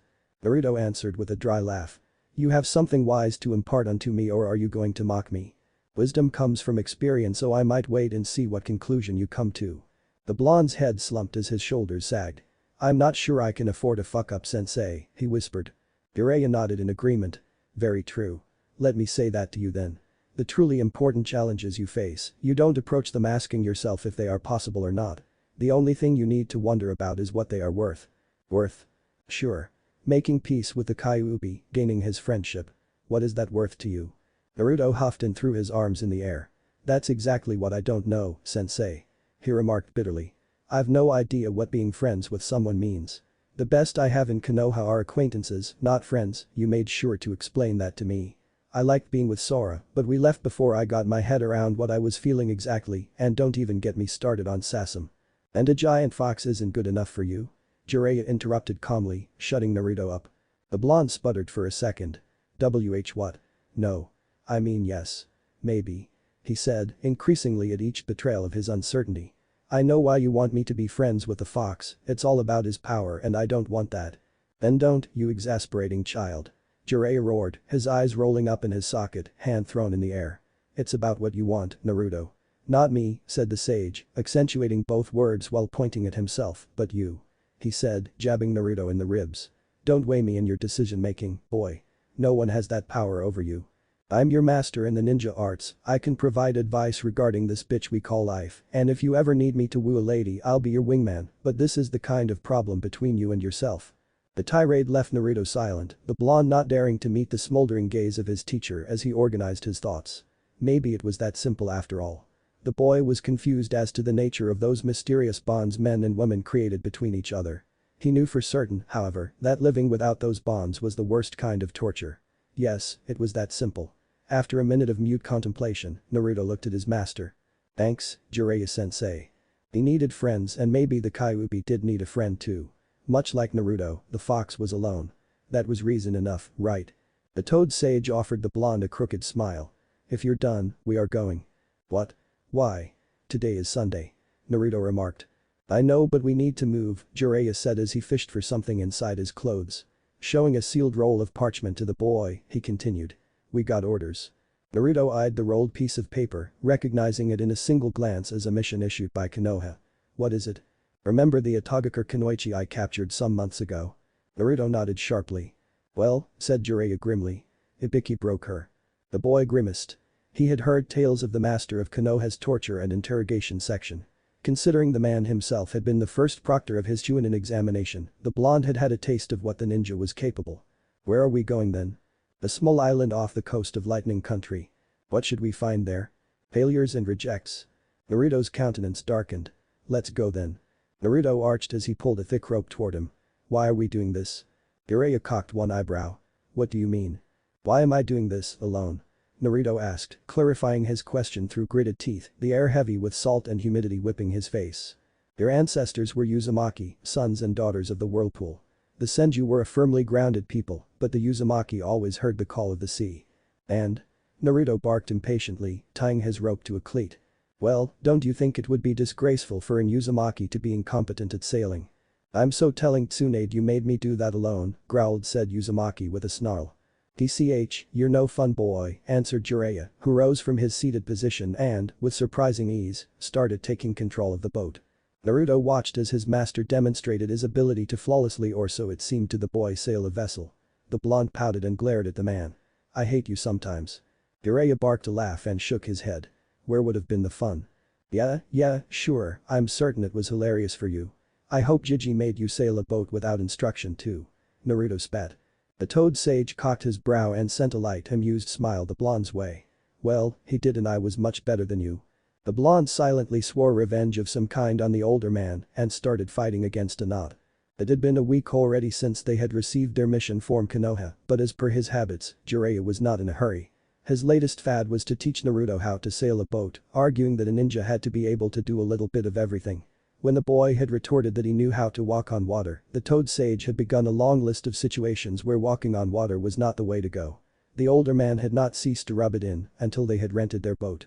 Sometimes, Naruto wanted to punch his master hard. He would ruin one or two peeping session with a prank, and that would be it. The blonde boy could not rightly fight his sensei yet. Right now, however, he had his hands full with maneuvering a small fishing boat with a single sail. The vessel was apparently made to endure the high sea, but certainly not for long, and the blonde was happy the journey was reaching its end. There was way too much water seeping inside the hull than Naruto was comfortable with, everything was wet and smelt like salt, and the sleeping place was cramped and cold. The boy had discovered with mild surprise and great relief that he was not seasick, however. He had that going for him at least. "Seriously sensei, are you sure we're still following the right direction?" Naruto asked after a momentaneous silence. It was their 7th day of navigation, the night was falling once again, and they had yet to see the island they were aiming at. Jiraiya expulsed his breath by his nose. Yes, Gaki, I'm sure and I'm good with a map and a compass, thank you very much. I told you we would see it either today or tomorrow, not before." Protested the blonde with as much dignity as he could muster. Whatever they were going to do on this mission, it could not be any worse than the way there. To think they would probably return using the boat again made Naruto want to groan again, but he refrained. He did not want to give his master an excuse to call him a moody teenager or whatever Jiraiya had taken to call him when he was whiny. Hours passed with no other distraction than the sound of the water crashing against the hull and the bobbing motion of the boat as it cleaved the sea, the occasional distant cry of a seagull, the only break in the monotony of their surroundings. The night fell and enveloped them and their tiny vessel in her mantle of darkness, the wind stopping to a near still as if the sun disappearing below the horizon had made him shy. Naruto breathed in and out deeply. He did not dislike the smell of the sea per se. It was just pretty tiring to have it whipped against your nose all day long by a rather aggressive wind. With the calm atmosphere of evening settling all around him, he finally relaxed and fished inside his coat, the latest exercise Jiraiya had devised for him. Taking a small leaf in the palm of his hand, the boy focused on the flow of his chakra. His next challenge was to cut the leaf using only his chakra, giving the energy the mystical properties of wind. Having a powerful gale blowing at him for an entire week might have been his sensei's idea of an inspirational source. Closing his eyes, the boy simply molded his chakra the way he was used to, dipping the spiritual part of his power inside the howling mass of his physical energy. Supposedly, the resulting chakra was supposed to be attuned to wind already, like some were attuned to fire or earth. Giving one's chakra the full properties of one of the 5 elements was called nature transformation and was one of the 2 highest manipulations a ninja could perform. Once a nature transformation was mastered, all related elemental ninjutsus could be cast by sheer force of will, rather than with the help of hand signs. They were faster and stronger too. Apparently, Rasengan fell in the opposed category called shape transformation, just as complex and just as helpful once mastered. Only a handful of jutsus did not require chakra to be manipulated in at least one or even both ways, so Naruto's new exercise was pretty important. The blonde frowned. If only it did not have to be so damn difficult. What if Naruto trained by Fukasaku Konoha end here, and thanks for watching my video till the end.